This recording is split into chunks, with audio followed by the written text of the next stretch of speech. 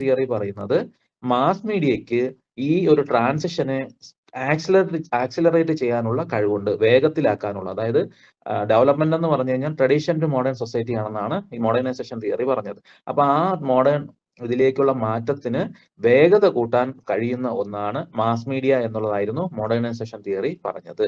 ഈ theory put forward ചെയ്തത് Daniel Lerner, the passing of traditional society in 1958 എന്ന് പറയുന്ന അദ്ദേഹത്തിന്റെ ഒരു പുസ്തകത്തിലൂടെയാണ്. അദ്ദേഹം ആർഗ്യൂ ചെയ്യുന്നത് exposure to media increases literacy, urbanization and economic growth. അദ്ദേഹം പറയുന്നത് മീഡിയ എക്സ്പോഷർ വഴി അത് എന്തിനൊക്കെ വേഗം വയ്ക്കും? ലിറ്ററസി, വിദ്യാഭ്യാസം, അല്ലെങ്കിൽ അതിന് വിദ്യാഭ്യാസ പ്രവർത്തനങ്ങൾ വർദ്ധിക്കും. അർബനൈസേഷൻ, നഗരവൽക്കരണം ഉണ്ടാവും. അതോടൊപ്പം തന്നെ സാമ്പത്തിക വളർച്ചയും ഉണ്ടാകും എന്നാണ് ഡാനിയൽ ലേണർ പറഞ്ഞത്. അപ്പൊ ഈ argued that exposure to media increase literacy, urbanization and economic growth. അതാണ് മോഡേണൈസേഷന്റെ പ്രധാനപ്പെട്ട ഒരു വക്താവ് എന്ന് പറയുന്നത് ഡാനിയൽ ലേണർ ആണ്. The passing of traditional society എന്നാണ് അദ്ദേഹത്തിന്റെ വർക്കിനകത്ത് അദ്ദേഹം പറഞ്ഞത്. ഈ argued that exposure to media increases literacy, വിദ്യാഭ്യാസം കൂടും, അതുപോലെ തന്നെ അർബനൈസേഷൻ, നഗരവൽക്കരണം കൂടും, എക്കണോമിക് ഗ്രോത്ത് കൂടും എന്നൊക്കെയാണ് അദ്ദേഹം പറഞ്ഞത്. രണ്ടാമത്തെ പ്രധാനപ്പെട്ട അർബൻ മോഡേണൈസേഷൻ തിയറിയുടെ ആള് വിൽബർ ഷ്രാമാണ്. വിൽബർ ഷ്രാമിനെയാണ് നമ്മൾ ഇതിന്റെ ഡെവലപ്മെന്റ് കമ്മ്യൂണിക്കേഷന്റെ ഫാദർ എന്നൊക്കെ വിശേഷിപ്പിക്കുന്ന ഒരാൾ. അദ്ദേഹം mass media and national development എന്ന് പറയുന്ന അദ്ദേഹത്തിന്റെ വർക്കിനകത്ത് അദ്ദേഹം പറഞ്ഞത് he suggested that radio, TV and newspapers educate and modernize society. അദ്ദേഹം പറഞ്ഞത് റേഡിയോയും ടെലിവിഷനും ന്യൂസ് പേപ്പറും എന്താണ് സമൂഹത്തെ എഡ്യൂക്കേറ്റ് ചെയ്യുകയും മോഡേണൈസ് ആക്കുകയും ചെയ്യുന്നു, ആധുനികവൽക്കരിക്കുകയും ചെയ്യും എന്നാണ് വിൽബർ ഷ്രാം പറഞ്ഞത്. ഇവർ രണ്ടുപേരുടെയും തിയറിയാണ് മാസ് കമ്മ്യൂണിക്കേഷനിലെ, ഡെവലപ്മെന്റ് കമ്മ്യൂണിക്കേഷനിലെ മോഡേണൈസേഷൻ തിയറീസ് എന്ന് പറയുന്നത്. 1950കളിലും 60കളിലും ആയിട്ടാണ് ഈ തിയറി പ്രാമുഖ്യം വന്നത്. ഇപ്പൊ ഡെവലപ്മെന്റ് എന്ന് പറയുന്നത് ട്രഡീഷണൽ സൊസൈറ്റിയിൽ നിന്ന് മോഡേൺ സൊസൈറ്റിയിലേക്കുള്ള മാറ്റത്തെയാണ് ഡെവലപ്മെന്റ് എന്ന് അവർ വിശേഷിപ്പിച്ചത്. അതിനെ ത്വരിതപ്പെടുത്താൻ മാസ് മീഡിയയ്ക്ക് അതിൻ്റെതായ പങ്കുണ്ട് എന്നുള്ളതാണ് ഇതിന്റെ പ്രധാനപ്പെട്ട കാതൽ എന്ന് പറയുന്നത്. ഈ തിയറി ഫുഡ് ഫോർവേഡ് ചെയ്തത് ഒന്ന് ഡാനിയൽ ലേണർ ആണ്. അദ്ദേഹം 1958 അദ്ദേഹത്തിന്റെ the passing of traditional society എന്ന വർക്കിലാണ് അദ്ദേഹം അത് പറഞ്ഞത്. He argued that exposure to media increases literacy and also urbanization and economic growth. അതാണ് അദ്ദേഹത്തിന്റെ പോയിന്റ്. രണ്ടാമത്തെ ആള് വിൽബർ ഷ്രാം ആണ്.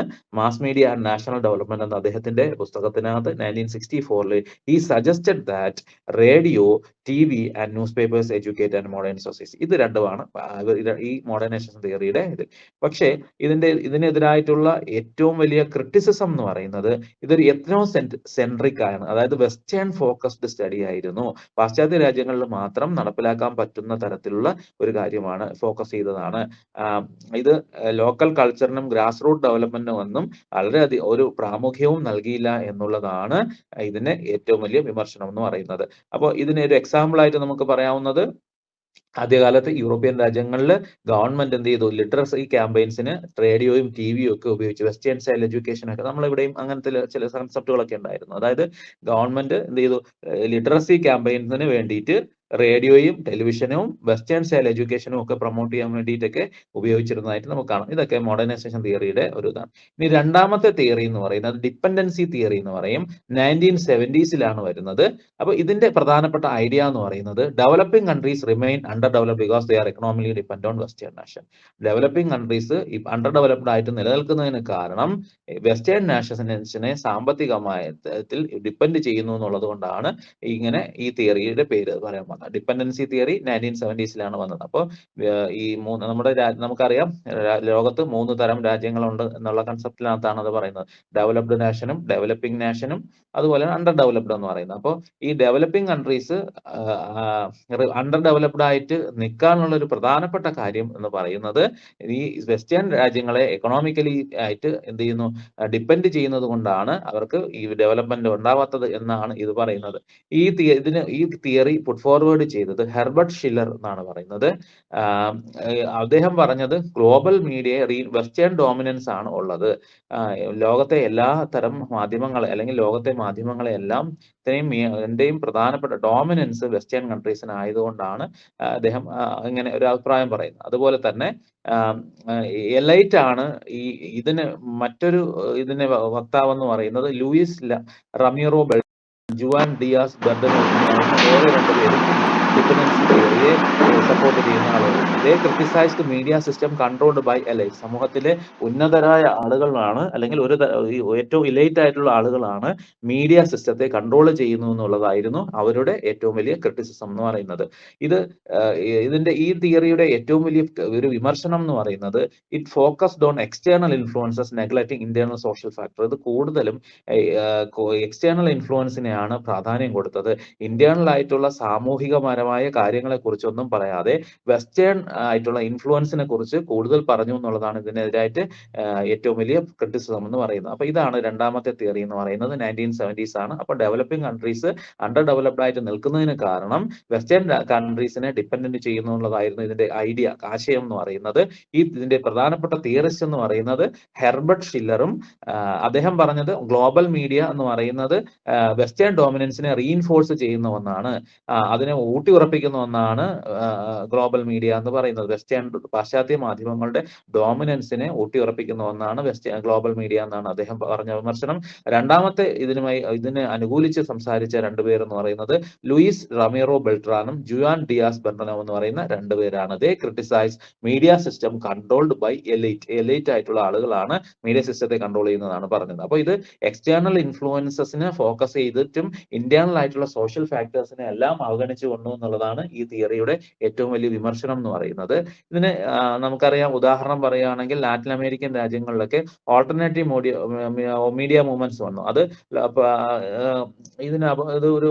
അതായത് വെസ്റ്റേൺ നെറേറ്റീവ്സിന് പകരം ലാറ്റിൻ അമേരിക്കൻ രാജ്യങ്ങളൊക്കെ അവരുടെ ലോക്കൽ സ്റ്റോറി ടെല്ലിങ്ങിനാണ് പ്രൊമോട്ട് ചെയ്തത് എന്നുള്ളതാണ് അതിന്റെ ഏറ്റവും വലിയ ഉദാഹരണമായിട്ട് നമുക്ക് പറയാവുന്നത്. ഇനി മൂന്നാമത്തെ ഇതെന്ന് പറയുന്നത് ഡിഫ്യൂഷൻ ഓഫ് ഇന്നോവേഷൻ തിയറി എന്നാണ്. ഇത് 1962 ഈ തിയറി ഫോർവേഡ് ചെയ്യുന്നത്.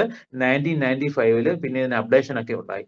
അപ്പോൾ ഇദ്ദേഹം ഈ ഡിഫ്യൂഷൻ ഓഫ് ഇന്നോവേഷൻ തിയറി പറയുന്നത് പ്രധാനപ്പെട്ട അതിന്റെ ആശയം എന്ന് പറഞ്ഞാൽ പുതിയ പുതിയ ആശയങ്ങളും ടെക്നോളജികളും ബിഹേവിയറും സൊസൈറ്റിയിൽ പല പല സ്റ്റേജുകളായിട്ടാണ് സമൂഹത്തിലേക്ക് സ്പ്രെഡ് ചെയ്യുന്നത്. ഒപ്പീനിയൻ ലീഡേഴ്സും മീഡിയയൊക്കെ അതിനെ ഇൻഫ്ലുവൻസ് ചെയ്യുന്നു എന്നുള്ളതാണ്. അതായത് പുതിയൊരു ആശയം വന്നു കഴിഞ്ഞാൽ അല്ലെങ്കിൽ ഒരു ടെക്നോളജി വന്നു കഴിഞ്ഞാൽ അല്ലെങ്കിൽ പുതിയൊരു കാര്യം വന്നു കഴിഞ്ഞാൽ അത് സമൂഹത്തിലേക്ക് പല പല സ്റ്റേജസ് ആയിട്ടാണ് എത്തപ്പെടുന്നത് എന്നാണ് ഈ ഡിഫ്യൂഷൻ ഓഫ് ഇന്നോവേഷൻ തിയറി പറയുന്നത്. അതായത് പെട്ടെന്നൊരു കാര്യം നടപ്പിലാക്കി കഴിഞ്ഞാൽ സമൂഹം പെട്ടെന്ന് അത് സ്വീകരിക്കില്ല. പകരം ആദ്യം അത് കുറച്ച് അതിന് പല സ്റ്റേജസ് ആയിട്ടാണ് വരുന്നത്. ഒപ്പീനിയൻ ലീഡേഴ്സും അതുപോലെ മീഡിയയൊക്കെ ഇൻഫ്ലുവൻസ് ചെയ്തതിന് ശേഷമാണ് ഇത് സമൂഹത്തിലേക്ക് എത്തപ്പെടുന്നതാണ്. ഇതിന്റെ പ്രധാനപ്പെട്ട തിയറിസ്റ്റ് എന്ന് പറയുന്നത് എവററ്റ് റോജർ ആണ്. ഡിഫ്യൂഷൻ ഓഫ് ഇന്നോവേഷൻ തിയറിയുടെ വക്താവ് എന്ന് പറയുന്നത് എവററ്റ് റോജേഴ്സ് എന്ന് പറയും. അദ്ദേഹമാണ് ഇതിന്റെ ഈ ഒരു തിയറി സമൂഹത്തിന് മുന്നിൽ അവതരിപ്പിച്ചത്. അദ്ദേഹം പറയുന്നത് ഈ അഡോപ്ഷൻ എന്ന് പറഞ്ഞു കഴിഞ്ഞാൽ ഒരു പുതിയൊരു കാര്യം വന്നു കഴിഞ്ഞാൽ ഒരു സമൂഹത്തിലെ 2.5% ആണ് ആദ്യം ഇന്നോവേറ്റേഴ്സ് എന്ന് പറയും. അവരായിരിക്കും ഈ ഐഡിയ ആദ്യമായിട്ട് അക്സെപ്റ്റ് ചെയ്യുന്നത്. First to adopt new ideas. അവരെ ഇന്നോവേറ്റേഴ്സ് എന്നാണ് അദ്ദേഹം കൊടുത്ത പേര്. അത് വെറും സമൂഹത്തിലെ 2.5% ആളുകൾ മാത്രമാണ് ഇന്നോവേറ്റേഴ്സ് ആയിട്ട് ഇദ്ദേഹം പറയുന്നത്. അതായത് ഒരു പുതിയ ആശയം സമൂഹത്തിൽ നടപ്പിലാക്കി കഴിഞ്ഞാൽ ആദ്യം സ്വീകരിക്കുന്ന ഈ 2.5% ആയിട്ടുള്ള innovators, adopt new ideas. Then yearly adopters ഉണ്ട്. അത് ഒരു 13.5% ആളുകളാണ്. അവരെ influential and respected in society. അവർക്ക് സമൂഹത്തിൽ നിലയും വിലയൊക്കെ ഉള്ള കുറച്ച് അവർക്ക് ഇൻഫ്ലുവൻസ് ചെയ്യാൻ പറ്റും, അല്ലെങ്കിൽ അവർക്ക് സമൂഹത്തിൽ ബഹുമാനം കിട്ടുന്ന ഒരു കൂട്ടം ആളുകളായിരിക്കും പിന്നെ ഈ കാര്യം പുതിയ ടെക്നോളജി അക്സെപ്റ്റ് ചെയ്യുന്നത്. അത് സമൂഹത്തിലെ 13.5% ആളുകളാണ്. അപ്പൊ 2.5% ആദ്യം അക്സെപ്റ്റ് ചെയ്യും, രണ്ടാമത് 13.5% ആളുകൾ അക്സെപ്റ്റ് ചെയ്യും. ഇത് കഴിയുമ്പോൾ ഇതിന്റെ അടുത്ത ഒരു മൂന്നാമത്തെ ഘട്ടം എന്ന് പറയുന്നത് എയർലി മെജോറിറ്റി എന്നാണ് അദ്ദേഹം കൊടുത്തത്. അതൊരു 34% ആളുകളാണ് സമൂഹത്തിൽ. അത് adopt ideas after seeing success. അവരെന്താ ചെയ്യുന്നത് വെച്ചാൽ ഈ ടെക്നോളജി വന്ന് അതിന്റെ വിജയം മനസ്സിലാക്കിയതിന് ശേഷം ഈ ടെക്നോളജി അഡോപ്റ്റ് ചെയ്യുന്നു എന്നുള്ളതാണ്. അതൊരു 34% പേരുകളാണ്. അത് കഴിഞ്ഞാൽ പിന്നെ ഉള്ളത് ഒരു ലേറ്റ് മെജോറിറ്റി ആണ്. അവര് സ്കെപ്റ്റിക്കലാണ്, അവർക്ക് സംശയമാണ്. അത് അഡോപ്റ്റ് അവര് എല്ലാവരും അക്സെപ്റ്റ് ചെയ്തതിന് ശേഷം മാത്രമേ അവർ ആ ടെക്നോളജി അക്സെപ്റ്റ് ചെയ്യുള്ളൂ. അത് ലേറ്റ് 34%നെയാണ് അദ്ദേഹം പറഞ്ഞത്. പിന്നെ ഉള്ള ഒരു 16% ആളുകൾ എന്ന് പറഞ്ഞാൽ ലെഗാർഡ്സ് എന്നാണ് അദ്ദേഹം കൊടുത്തത്. എന്ത് മാറ്റം വന്നാലും അവർക്ക് അതിനോടൊരു താല്പര്യം ഉണ്ടാവില്ല. They are resistant to change. അവർക്ക് മാറ്റം ഇപ്പം ഉൾക്കൊള്ളാൻ പറ്റില്ല. അങ്ങനെയുള്ള ആളുകളും സമൂഹത്തിലുണ്ട് എന്നാണ് ഈ തിയറി പറഞ്ഞത്. അപ്പോൾ അദ്ദേഹം ഈ തിയറിയുടെ ഡിഫ്യൂഷൻ ഓഫ് ഇന്നോവേഷൻ എന്ന് പറയുന്നത് 1962 വന്ന തിയറിയാണ്. It was updated in 1995. And ഇതിന്റെ കീ ഐഡിയ എന്ന് പറഞ്ഞാൽ ഈ ന്യൂ ഐഡിയാസ് എന്താണ്, അല്ലെങ്കിൽ ടെക്നോളജി എന്ന് പറയുന്നത് അല്ലെങ്കിൽ ഒരു ബിഹേവിയർ എന്ന് പറയുന്നത് സമൂഹത്തിൽ സ്പ്രെഡ് ചെയ്യുന്നത് പല പല സ്റ്റേജസ് ആയിട്ടാണ് എന്നാണ് പറയുന്നത്. അതിനെ ഇൻഫ്ലുവൻസ് ചെയ്യുന്നത് ഒപ്പീനിയൻ ലീഡേഴ്സും മീഡിയയുമാണ് എന്നാണ് അദ്ദേഹം പറഞ്ഞത്. തിയറിസ്റ്റിന്റെ പേര് എവററ്റ് റോജേഴ്സ് ആണ്. ഡിഫ്യൂഷൻ ഓഫ് ഇന്നോവേഷൻസ് എന്നാണ് അദ്ദേഹം കൊടുത്ത തിയറി. അദ്ദേഹത്തിന് അഡോപ്ഷന് അദ്ദേഹം പല പല സ്റ്റേജസ് പറഞ്ഞു. ഒന്നാമത്തെ സ്റ്റേജിന് ഇന്നോവേറ്റേഴ്സ് എന്ന് പറയും. അത് 2.5% മാത്രമാണ് സമൂഹത്തിലെ ഫസ്റ്റ് അഡോപ്റ്റ് ന്യൂ ഐഡിയാസ്. അവരായിരിക്കും ആശയങ്ങൾ സ്വീകരിക്കുന്ന ഒരു പുതിയ കാര്യങ്ങൾ വന്ന. രണ്ടാമത്തെ തരത്തിലുള്ള ആളുകളെ അദ്ദേഹം ഏർലി അഡോപ്റ്റേഴ്സ് എന്നാണ് കൊടുത്തത്. അത് സമൂഹത്തിലെ 13.5% ആളുകളാണ്. ദേ ഇൻഫ്ലുവൻഷ്യൽ. അവർ സമൂഹത്തിൽ ഇൻഫ്ലുവൻസ് ഉള്ളവരും റെസ്പെക്റ്റഡുമായിട്ടുള്ള കുറച്ച് ആളുകൾ ഇത് സ്വീകരിക്കും. മൂന്നാമത് ഏർലി മജോറിറ്റി ആണ്. അതിന് 34% ഓഫ് ദ സൊസൈറ്റി എന്നാണ് അദ്ദേഹം കൊടുത്തത്. They adopt ideas after seeing success. അവർ ആ സക്സസ് കണ്ടതിന് ശേഷം മാത്രമായിരിക്കും അത് സ്വീകരിക്കുന്നത്. ലേറ്റ് മെജോറിറ്റി ഉണ്ട്, അത് 34% ആണ്. സ്കെപ്റ്റിക്കൽ ആണ്, അവർക്ക് സംശയത്തിന്റെ പുറത്തായിരിക്കും. ആവശ്യം എല്ലാവരും സ്വീകരിച്ചതിന് ശേഷം മാത്രമായിരിക്കും, ഒരു മെജോറിറ്റി സ്വീകരിച്ചതിന് ശേഷം മാത്രമായിരിക്കും ഈ മാറ്റത്തിലേക്ക് ഇവർ വരാം. ഇനി 16% ആളുകൾ they were resistant to change. അവർക്ക് ചേഞ്ചേ ഉണ്ടാക്കാൻ താല്പര്യമില്ല. അങ്ങനെയുള്ള ആളുകളെ ലെഗാർഡ്സ് എന്നാണ് അദ്ദേഹം പറഞ്ഞത്. അപ്പോൾ ഇതിന്റെ പ്രധാനപ്പെട്ട ക്രിറ്റിസിസം എന്ന് പറയുന്നത്, ഇന്നോവേഷൻ എന്ന് പറയുന്നത് എപ്പോഴും ബെനിഫിഷ്യൽസ് ആണ് എന്നുള്ള പറയുന്നു. പക്ഷേ ഈ കൾച്ചറൽ ആൻഡ് സോഷ്യൽ റെസിസ്റ്റൻസിനെ കുറിച്ച് സാമൂഹികപരമായ ഒരു ഇതിനെതിരായിട്ടുള്ള പലപ്പോഴും നിൽക്കുന്ന ഘടകങ്ങളെ ഇത് ഇഗ്നോർ ചെയ്യുന്നു എന്നുള്ളതായിരുന്നു ഈ തിയറിയുടെ ഏറ്റവും വലിയ ക്രിറ്റിസിസം എന്ന് പറയുന്നത്. ഉദാഹരണം നമുക്ക് പറയാം, ഇന്ത്യയിൽ അല്ലെങ്കിൽ ഈ മൊബൈൽ ബാങ്കിങ് ഇന്ത്യയിൽ അല്ലെങ്കിൽ റൂറൽ ഏരിയയിൽ നടപ്പിലാക്കി എന്ന് വിചാരിക്കുക. അപ്പൊ ആദ്യം അത് സ്വീകരിക്കുന്നത് സാധാരണക്കാർ സ്വീകരിക്കാൻ വലിയ പാടായിരിക്കും. അവരെന്താണ്, അവിടെ ഒപ്പീനിയൻ ലീഡേഴ്സ് ആയിരിക്കും സമൂഹത്തിലെ ആദ്യം ഇത് സ്വീകരിക്കുന്നത്. അതായത് സമൂഹത്തിലെ നിലയും വിലയുമുള്ള, സമൂഹത്തെ സ്വാധീനിക്കാൻ കഴിയുന്ന പ്രധാനപ്പെട്ട ആളുകളായിരിക്കും ഈ ടെക്നോളജി ആദ്യം ഉപയോഗിക്കുക. പിന്നീട് മറ്റുള്ളവർ അത് ഫോളോ ചെയ്യാനാണ് സാധ്യത. അതാണ് ഇതിന്റെ ഒരു ഉദാഹരണം നമുക്ക് പറയാവുന്നത് എന്ന് പറയാം. അപ്പൊ 3 തിയറീസ് ആണ് നമ്മൾ പറഞ്ഞത്. ഇനി 4ാമത്തെ തിയറി എന്ന് പറയുന്നത് പാർട്ടിസിപ്പേറ്ററി കമ്മ്യൂണിക്കേഷൻ മോഡൽ എന്ന് പറയും. ഇതാണ് 1980കളിൽ ഡെവലപ്മെന്റുമായി വന്ന തിയറി എന്ന് പറയുന്നത്. ഇപ്പോഴും അത് വളരെ പ്രസക്തമായ ഒരു മോഡലാണ്, കമ്മ്യൂണിക്കേഷൻ മോഡലാണ് പാർട്ടിസിപ്പേറ്ററി കമ്മ്യൂണിക്കേഷൻ മോഡൽ എന്നത്. ഇതിനകത്ത് ഡെവലപ്മെന്റ് എന്ന് പറയുന്നത് ഒരു കമ്മ്യൂണിറ്റിയുടെ താഴെത്തട്ടിൽ നിന്ന് തുടങ്ങണം. അത് ഡിസിഷൻ മേക്കിങ്ങിലൊക്കെ ഇവരുടെ എല്ലാം പങ്കാളിത്തം, സാധാരണ ആളുകളുടെയും ഒക്കെ പങ്കാളിത്തം ഉണ്ടെങ്കിൽ മാത്രമേ ഒരു ഡെവലപ്മെന്റ് പോസിബിൾ ആവൂ എന്നുള്ളതായിരുന്നു പാർട്ടിസിപ്പേറ്ററി കമ്മ്യൂണിക്കേഷൻ മോഡൽ പറയുന്നത്. അപ്പൊ development should be bottom up with communities actively involve in decision making.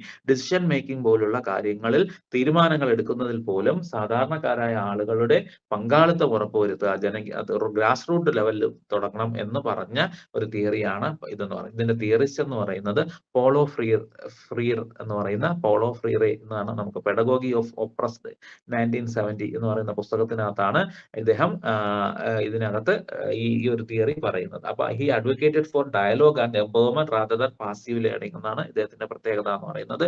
അതുപോലെ മറ്റൊരു പ്രധാനപ്പെട്ട വ്യക്താക്കൾ എന്ന് പറയുന്നത് Robert white and Jan serves എന്ന് പറയുന്ന 2 കമ്മ്യൂണിക്കേഷൻ സ്കോളേഴ്സും കൂടി ഈ ഒരു തിയറിയെ സപ്പോർട്ട് ചെയ്ത ആളുകളാണ്. They promoted 2-way communication and local ownership of media. ഇവർ പറയുന്നത് കമ്മ്യൂണിക്കേഷൻ 2-way ആയിരിക്കണം. അതുപോലെ തന്നെ ലോക്കൽ ഓണർഷിപ്പ്, മാധ്യമങ്ങളുടെ ഉടമസ്ഥാവകാശം ലോക്കൽ ആളുകൾക്കായിരിക്കണം, പ്രാദേശികമായ ആളുകളായിരിക്കണം മീഡിയയെ കൺട്രോൾ ചെയ്യേണ്ടത് എന്നാണ് പറഞ്ഞത്. പക്ഷെ ഇതിന്റെ ഏറ്റവും വലിയ ക്രിറ്റിസിസം എന്ന് പറയുന്നത് ഇത് അധികം, അല്ലെങ്കിൽ ഇതൊരു ഡിഫിക്കൽട്ട് സ്കെയിൽ, ഇത് നമുക്ക് കണ്ടെത്താൻ അല്ലെങ്കിൽ കണക്ക് കൂട്ടാൻ പാടാണ്, അല്ലെങ്കിൽ ഇത് എങ്ങനെയാണ് സമൂഹത്തിൽ സ്വാധീനം ഉണ്ടാക്കുന്നത് എന്ന് പെട്ടെന്ന് പഠിക്കാൻ എളുപ്പമല്ല എന്നുള്ളത് ചില വിമർശനങ്ങളൊക്കെയാണ് ഈ തിയറിക്കെതിരെ പുട്ട് ഫോർവേഡ് ചെയ്യുന്നത്. പക്ഷേ ഇതിന് ഏറ്റവും നല്ല എക്സാമ്പിൾസ് നമുക്ക് പറയാവുന്നത് നമ്മുടെ രാജ്യത്തും കേരളത്തിനകത്തും ഒക്കെ വൈദ്യകരമായി പ്രവർത്തിക്കുന്ന കമ്മ്യൂണിറ്റി റേഡിയോ സ്റ്റേഷൻസ് ആണ് ഇതിന്റെ ഏറ്റവും വലിയ ഉദാഹരണമായിട്ട് പറയാവുന്നത്. അപ്പൊ community radio stations local people എന്ത് ചെയ്യുന്നു, അവരുടെ പ്രോഗ്രാംസ് പ്രൊഡ്യൂസ് ചെയ്യുന്നു. അതെന്തൊക്കെയായിരിക്കും, അവരെ ബാധിക്കുന്ന ചെറിയ ചെറിയ പ്രശ്നം, വലിയ ആഗോള പ്രശ്നങ്ങളൊന്നും ആയിരിക്കില്ല ചർച്ച ചെയ്യുന്നത്. ചിലപ്പോൾ അഗ്രികൾച്ചർ ആയിരിക്കാം, ഹെൽത്ത് ആയിരിക്കാം, അവരുടെ ലോക്കൽ കൾച്ചർ ആയിരിക്കാം, അങ്ങനെയൊക്കെ ഉള്ള കാര്യങ്ങൾ ഇമ്പോർട്ടൻസ് കൊടുത്ത് ചെയ്യുന്ന കമ്മ്യൂണിറ്റി റേഡിയോ സ്റ്റേഷൻസ് ഒക്കെ ഇത്തരത്തിലുള്ള ഈ പറയപ്പെടുന്ന പാർട്ടിസിപ്പേറ്ററി കമ്മ്യൂണിക്കേഷൻ മോഡലിന് ഉദാഹരണമാണ്. 1980കളിലാണ് ഇത്തരത്തിലൊരു കാഴ്ചപ്പാട് മുന്നോട്ട് വരുന്നത്. അപ്പൊ ഡെവലപ്മെന്റ് എന്ന് പറയുന്നത് ബോട്ടം അപ്പ് നിന്നായിരിക്കണം വരേണ്ടത്, ബോട്ടം നിന്ന് അപ്പിലോട്ടായി, അതായത് അടിത്തട്ടിൽ നിന്ന് മേളിലോട്ടായിരിക്കണം വരേണ്ടത്. കമ്മ്യൂണിറ്റീസിന് ഡിസിഷൻ മേക്കിങ്ങിലും ബാക്കി കാര്യങ്ങളിലും അല്ലെങ്കിൽ സമൂഹത്തിലെ അത്തരം കാര്യങ്ങളിലെല്ലാം അവരുടെ ഒരു ബന്ധം അല്ലെങ്കിൽ അവരുടെ ഒരു പാർട്ടിസിപ്പേഷൻ ഉറപ്പുവരുത്തണം എന്നുള്ളതായിരുന്നു. അപ്പൊ ഇതിന്റെ തിയറിസ്റ്റ് എന്ന് പറയുന്നത് പോളോ ഫ്രീറയും റോബർട്ട് വൈറ്റും ജാൻ സർവീസ് എന്ന് പറയുന്ന 3 പേരാണ് ഈ development participatory communication model puttu forward ചെയ്തത്. അപ്പോൾ ഡിസിഷൻ മേക്കിങ്ങിലെല്ലാം താഴെ നിന്ന് മുകളിലേക്കാണ് തീരുമാനം, അല്ലെങ്കിൽ അങ്ങനെ ആയിരിക്കണം ഡെവലപ്മെന്റ് വരേണ്ടത് എന്ന കാഴ്ചപ്പാടാണ് ഇത് വന്നത്. അപ്പോൾ ഇത് എക്സാമ്പിൾ ആണ് ഞാൻ നേരത്തെ പറഞ്ഞ കമ്മ്യൂണിറ്റി റേഡിയോ സ്റ്റേഷൻസ്. കേരളത്തിലും ഒക്കെ അറിയാം ഇത്തരത്തിലുള്ള കമ്മ്യൂണിറ്റി റേഡിയോ സ്റ്റേഷൻ ഒരുപാട് വർക്ക് ചെയ്യുന്നുണ്ട് പല ഭാഗത്തായിട്ട്. കേരളത്തിന്റെ പല പ്രദേശങ്ങളിലും കമ്മ്യൂണിറ്റി റേഡിയോ സ്റ്റേഷൻസിന് നല്ല റീച്ച് ഉണ്ട്. അത് അവിടെ ആ പരിപാടികൾ തയ്യാറാക്കുന്നത് ലോക്കൽ പീപ്പിൾ തന്നെയാണ്. അവിടുത്തെ പ്രാദേശികമായ ആളുകൾ തന്നെ തയ്യാറാക്കി അവർ തന്നെ കേൾക്കുകയും അവർ തന്നെ അവരുടെ കാര്യങ്ങൾ ചർച്ച ചെയ്യുകയൊക്കെ ചെയ്യുന്നതിനാണ് ലോക്കൽ കമ്മ്യൂണിറ്റി റേഡിയോ സ്റ്റേഷൻസ് ഉപയോഗിക്കുന്നത്. ഇനി 5ാമത്തെ തിയറി എന്ന് പറയുന്നത് സോഷ്യൽ മാർക്കറ്റിംഗ് തിയറി എന്ന് പറയും. 1970കളിലാണ് അത് ആരംഭിക്കുന്നത്. പോസിറ്റീവ് സോഷ്യൽ ബിഹേവിയേഴ്സിന് ഇത് മാർക്കറ്റിംഗ് പ്രിൻസിപ്പിൾസിനെ നമ്മൾ ബോറോ ചെയ്യണം, അല്ലെങ്കിൽ അതായത് നമ്മളൊരു മാർക്കറ്റിംഗിന്റെ ആയിട്ടുള്ള കാര്യങ്ങൾ ഈ പോസിറ്റീവ് സോഷ്യൽ ബിഹേവിയർ മാറുന്നതിന് വേണ്ടി അല്ലെങ്കിൽ പ്രൊമോട്ട് ചെയ്യുന്നതിന് വേണ്ടി നമ്മൾ കടമെടുക്കണം എന്നാണ് ഇതിനകത്ത് പറയുന്നത്. ഇത് ഫിലിപ്പ് കോട്ട്ലർ എന്ന് പറയുന്ന ഒരു commercial marketing health and social change എന്ന് പറയുന്ന കാര്യത്തിലാണ് ഇത്, സോഷ്യൽ മാർക്കറ്റിംഗിലാണ് ഇത് കൂടുതലും ഉപയോഗിക്കുന്നത്.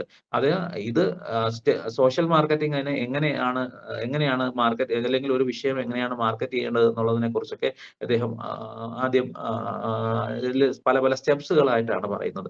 ഒന്നാമത് അദ്ദേഹം പറയുന്നത് ഐഡന്റിഫൈ സോഷ്യൽ പ്രോബ്ലം. അപ്പോൾ നമുക്ക് എന്താണ് ആദ്യം ചെയ്യേണ്ടതെന്ന് പറഞ്ഞു കഴിഞ്ഞാൽ, നമ്മൾ മാർക്കറ്റിംഗ് ചെയ്യുന്നത്, അതായത് പരസ്യം ചെയ്യൂലേ, അതായത് ഏതെങ്കിലും ഒരു പ്രശ്നം ഉണ്ടെങ്കിൽ ആ പ്രശ്നം പരിഹരിക്കുന്നതിന് വേണ്ടി ആദ്യം ആ പ്രശ്നം എന്താണെന്ന് ആ സോഷ്യൽ പ്രോബ്ലം ഐഡന്റിഫൈ ചെയ്യണം. ഉദാഹരണം, ലോ വാക്സിനേഷൻ റേറ്റ് ആണെന്ന് വെക്കുക.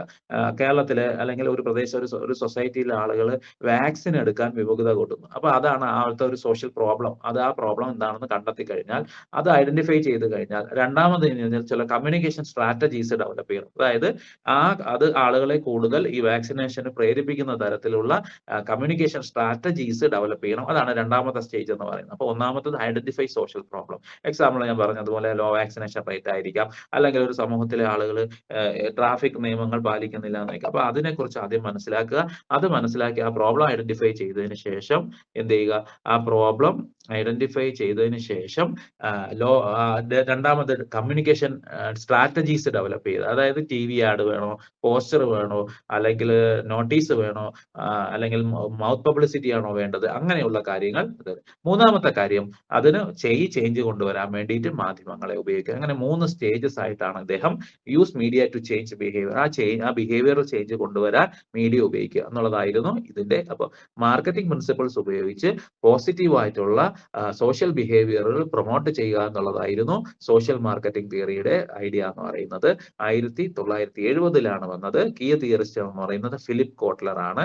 അദ്ദേഹം പറയുന്നത് സോഷ്യൽ ചേഞ്ചിന് മാർക്കറ്റിംഗിന്റെ ടെക്നോളജി അല്ലെങ്കിൽ മാർക്കറ്റിംഗിന്റെ കൊമേഴ്ഷ്യൽ മാർക്കറ്റിംഗ് ടിപ്സ് ഒക്കെ നമ്മൾ ഉപയോഗിക്കുക എന്നുള്ളതാണ് അദ്ദേഹം പറഞ്ഞത്. അപ്പോൾ ഇതിന് സ്റ്റെപ്പ് ആയിട്ടാണ് അദ്ദേഹം സോഷ്യൽ മാർക്കറ്റിംഗിന് അദ്ദേഹം പല സ്റ്റെപ്പുകൾ പറഞ്ഞു. ഒന്നാമത്തെ സ്റ്റെപ്പ് ആയിട്ട് അദ്ദേഹം പറഞ്ഞത് ഒരു സോഷ്യൽ പ്രോബ്ലം ഐഡന്റിഫൈ ചെയ്യുക, രണ്ടാമത് കമ്മ്യൂണിക്കേഷൻ സ്ട്രാറ്റജീസ് ഡെവലപ്പ് ഡെവലപ്പ് ചെയ്യുക, ഏത് മാധ്യമം ഉപയോഗിക്കണം, എത്തരത്തിൽ ഇത് പരസ്യം ചെയ്യണം തുടങ്ങിയ കാര്യങ്ങൾ തീരുമാനിക്കുക. മൂന്നാമത് ഏത് മാധ്യമങ്ങൾ ഉപയോഗിച്ച് ഈ ബിഹേവിയർ ചേഞ്ച് കൊണ്ടുവരിക എന്ന് പറയുന്നത്. അപ്പോൾ ഇതാണ് ഇതിന്റെ ഏറ്റവും വലിയ ഇതിന് ഏറ്റവും വലിയ ക്രിറ്റിസിസം എന്ന് പറയുന്നത് ജനങ്ങളെ പാസീവ് കൺസ്യൂമേഴ്സ് ആയിട്ടാണ് കണക്കാക്കുന്നത്. ആക്റ്റീവ് പാർട്ടിസിപ്പൻസിന് പകരം പാസീവ് ആയിട്ടുള്ള ഒരു കൺസ്യൂമേഴ്സിനെ പോലെ കണക്കാക്കുന്നു എന്നുള്ളതായിരുന്നു ഈ ഒരു തിയറിയുടെ ഏറ്റവും വലിയ വിമർശനം. അപ്പോൾ ഇതിന് എക്സാമ്പിൾ പറയുന്നത് നമുക്കറിയാവുന്ന ആന്റി സ്മോക്കിംഗ് ക്യാമ്പയിൻ അല്ലെ, പുകവലിക്കെതിരായിട്ട് നടത്തുന്ന ക്യാമ്പയിൻ. അതിനകത്ത് ഇമോഷണൽ അപ്പീൽസ് ഉപയോഗിക്കുക. ഇമോഷണൽ അപ്പീൽസ് എന്ന് പറഞ്ഞാൽ ആളുകളെ ഭയപ്പെടുത്തുന്ന തരത്തിൽ പോസിറ്റീവ് നെഗറ്റീവ് ആയിട്ടുള്ള അപ്പീൽസ് ഉപയോഗിക്കുക. ഇതിനകത്ത് പക്ഷെ കൂടുതലും നെഗറ്റീവ് അപ്പീൽസ് ആയിട്ട് ഉപയോഗിക്കുക. നമുക്കറിയാം സ്മോക്കിങ്ങിനെതിരായിട്ട് നിങ്ങൾ തിയേറ്ററിൽ പോയി കഴിഞ്ഞാൽ ആദ്യം നമ്മളൊരു സിനിമ കാണുന്നതിന് മുമ്പ് നമുക്ക് കാണാം പുകവലി നിങ്ങളെ വലിയ രോഗിയാക്കും എന്നൊക്കെ പറഞ്ഞ് ആളുകളെ പേടിപ്പിക്കുന്ന തരത്തിൽ ഭയപ്പെടുത്തി അതിൽ നിന്ന് ഒഴിവാക്കുന്ന തരത്തിലുള്ള അപ്പീൽസ്. അത് അല്ലെങ്കിൽ സെലിബ്രിറ്റീസിനെ ഉപയോഗിച്ചിട്ട് ഇതിനെതിരായിട്ട് പരസ്യം, ഞാൻ പുകവലി നിർത്തി നിങ്ങളും നിർത്തൂ എന്നൊക്കെ ആവശ്യപ്പെട്ടുകൊണ്ട് വേണമെങ്കിൽ സെലിബ്രിറ്റീസിനെയൊക്കെ ഉപയോഗിച്ചിട്ട് പരസ്യം ചെയ്യാൻ പറ്റും. ഇതൊക്കെയാണ് ഇതിന് ഉദാഹരണം എന്ന് പറയുന്നത്. ഇനി അടുത്ത തിയറി എന്ന് പറയുന്നത് അജണ്ട സെറ്റിംഗ് തിയറി എന്നാണ്. ആ തിയറിയുടെ പേര് മക്കം ആൻഡ് ഷോ. 1972 ഈ തിയറി വരുന്നത്. അപ്പൊ മീഡിയ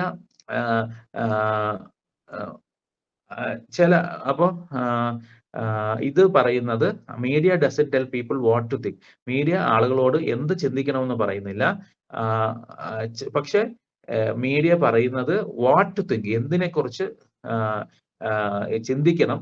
ചില സർട്ടൺ ഇഷ്യൂസിനെ ഹൈലൈറ്റ് ചെയ്ത് ഇത് മാത്രം നിങ്ങൾ അറിഞ്ഞാൽ മതി എന്ന രീതിയിൽ കാര്യങ്ങൾ അവതരിപ്പിക്കുന്നു. അതായത് ചില കാര്യങ്ങളെ ഹൈലൈറ്റ് ചെയ്ത് അതിനെക്കുറിച്ച് മാത്രം കൂടുതൽ ചർച്ചകൾ ഉണ്ടാകുന്നു.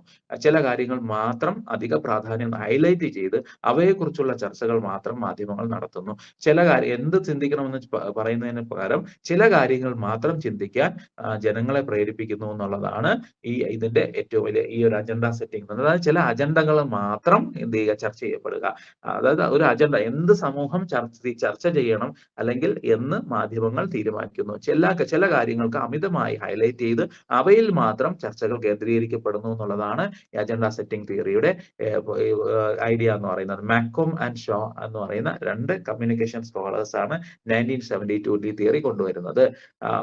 ഇതിനകത്ത് ഇതിന്റെ ഏറ്റവും വലിയ ക്രിറ്റിസിസം എന്ന് പറയുന്നത് ജനങ്ങൾ ഈ മെസ്സേജിനെ പലതരത്തിൽ ഇന്റർപ്രറ്റ് ചെയ്യുന്നതിനെ ഇത് അഡ്രസ്സ് ചെയ്യുന്നില്ല എന്നുള്ളതാണ് ഇതിന്റെ ഏറ്റവും വലിയ ക്രിറ്റിസിസം എന്ന് പറയുന്നത്.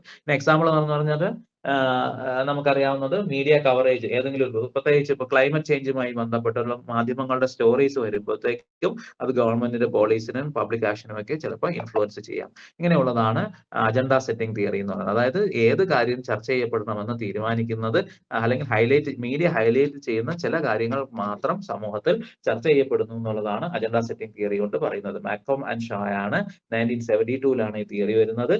അപ്പൊ media doesn't tell people what to think, ജനങ്ങളോട് എന്ത് ചിന്തിക്കണമെന്ന് പറയുന്നില്ല, പകരം ചില കാര്യങ്ങളെ ഹൈലൈറ്റ് ചെയ്തിട്ട് അതിനെക്കുറിച്ച് മാത്രം ചിന്തിപ്പിക്കാൻ പ്രേരിപ്പിക്കുന്നു, അല്ലെങ്കിൽ അതിനെക്കുറിച്ച് മാത്രം ചർച്ച ചെയ്യപ്പെടുന്നു എന്നുള്ളതാണ് നമുക്ക് ഇതിനെക്കുറിച്ച് പറയാവുന്നത്.